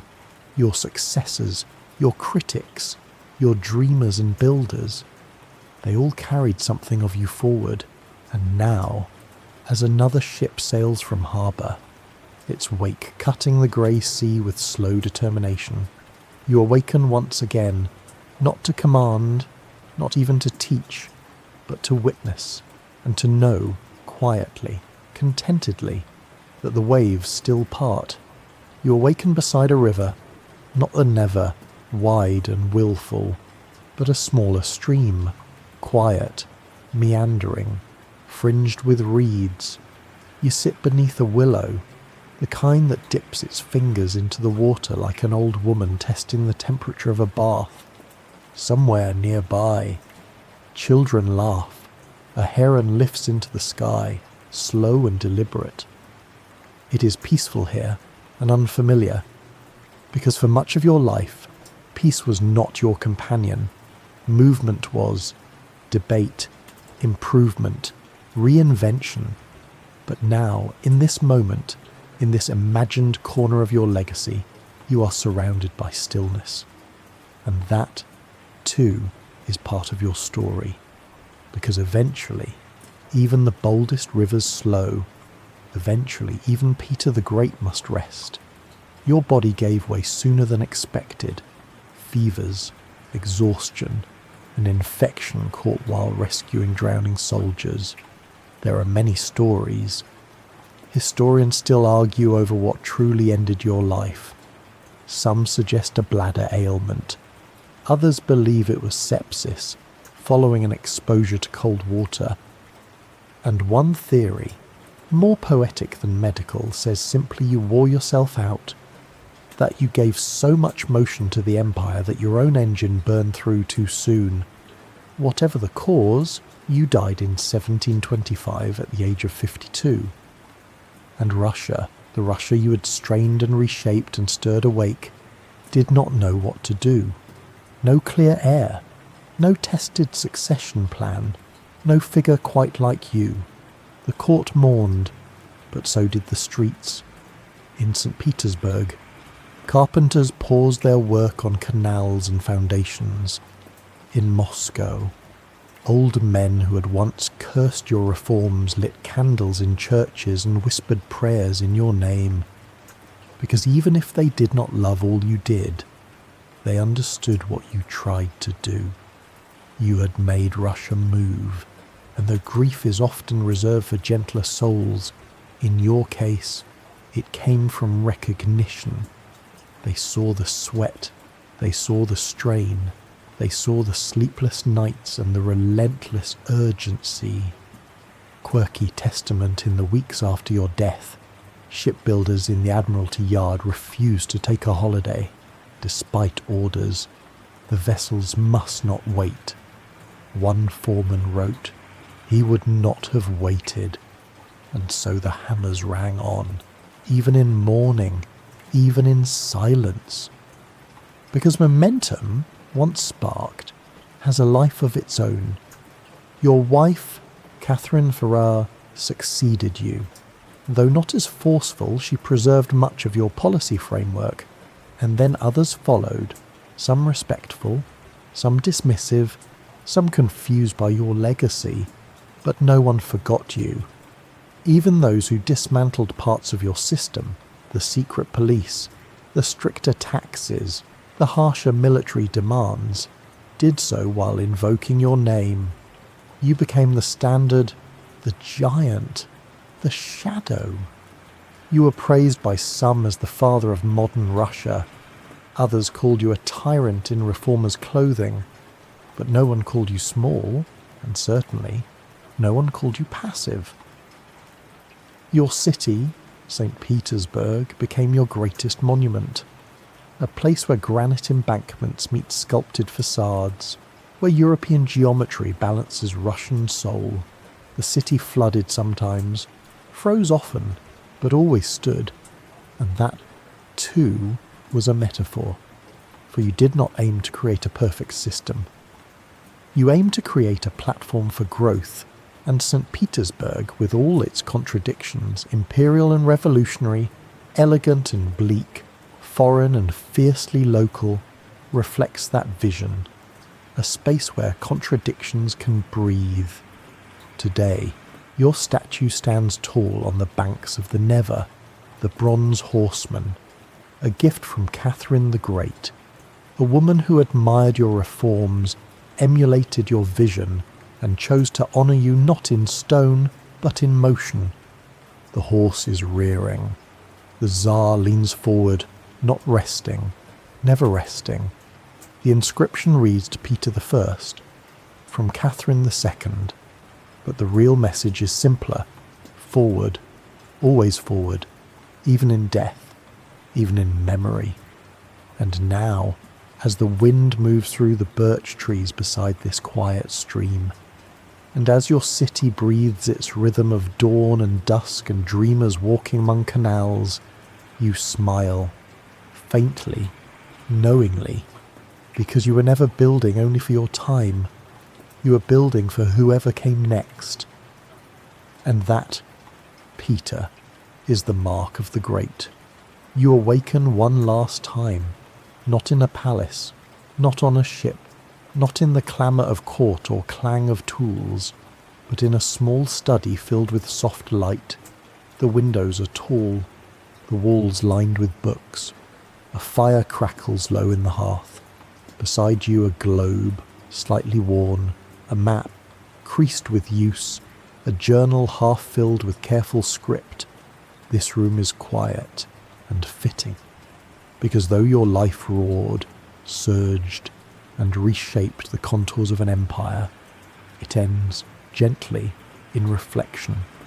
You step forward, fingertips brushing the spines of foreign tomes, Dutch, French, German, languages you studied not to impress, but to understand. You pause at a shelf of naval manuals, still smelling faintly of ink and salt. Each book, a door, each page, a path you once walked, because you, the boy from the old Russian court, born amid muskets and murmurs, chose deliberately to look outward, to ask what else is there, and more bravely, what can we learn? This final chapter of your story is not about reform or conquest. It is about legacy, the kind that lingers not in marble or medals, but in habits, in systems, in the quiet way a nation thinks of itself. The Russia you left behind was not perfect. No nation ever is, but it was alert, awake, curious, and those who came after you, even the reluctant ones, inherited that restlessness, the need to build, to try, to reach. One final quirky note among your belongings was a pocket compass, small, made of brass. It pointed north, always, even if shaken. You carried it during your travels. Some believe you consulted it daily, even when you already knew the way. Why, perhaps for reassurance. Perhaps because a man who moved so many others also needed a still point of his own. And so now, here, in this imagined chamber of memory, you hold that compass once more. The needle trembles, then settles, and you, at last, allow yourself to rest. But before we drift fully into the closing hush of this story, let us pause, just a little longer, and breathe in your final legacy. It is not a navy, though you built one. It is not a city, though you founded one. It is not the wars, the treaties, the palaces, or the laws. It is the whisper that begins in every reformer's mind. What if we built something better, and that whisper, that is you, still speaking, still stirring, still guiding. Now, my dear sleepy listener, let your eyes grow heavy as we drift into the final minutes together. The fires of history dim to a warm glow. The rivers freeze, just slightly, under winter's hush. The wooden ships are docked. The hammers are quiet. Peter sleeps, and so may you. You've travelled far tonight, through palaces and shipyards, along rivers and reforms, beside a monarch who never stood still. You've seen how will becomes movement, how vision becomes legacy, and how even the coldest empires can be warmed by a single determined heart. So now, my friend, wherever you are, Moscow or Missouri, Saint Petersburg or Singapore, take one last deep breath. Know that history waits, patiently, to be remembered, and that you are part of its unfolding dream. Good night, traveller, and sweet dreams beneath the northern sky.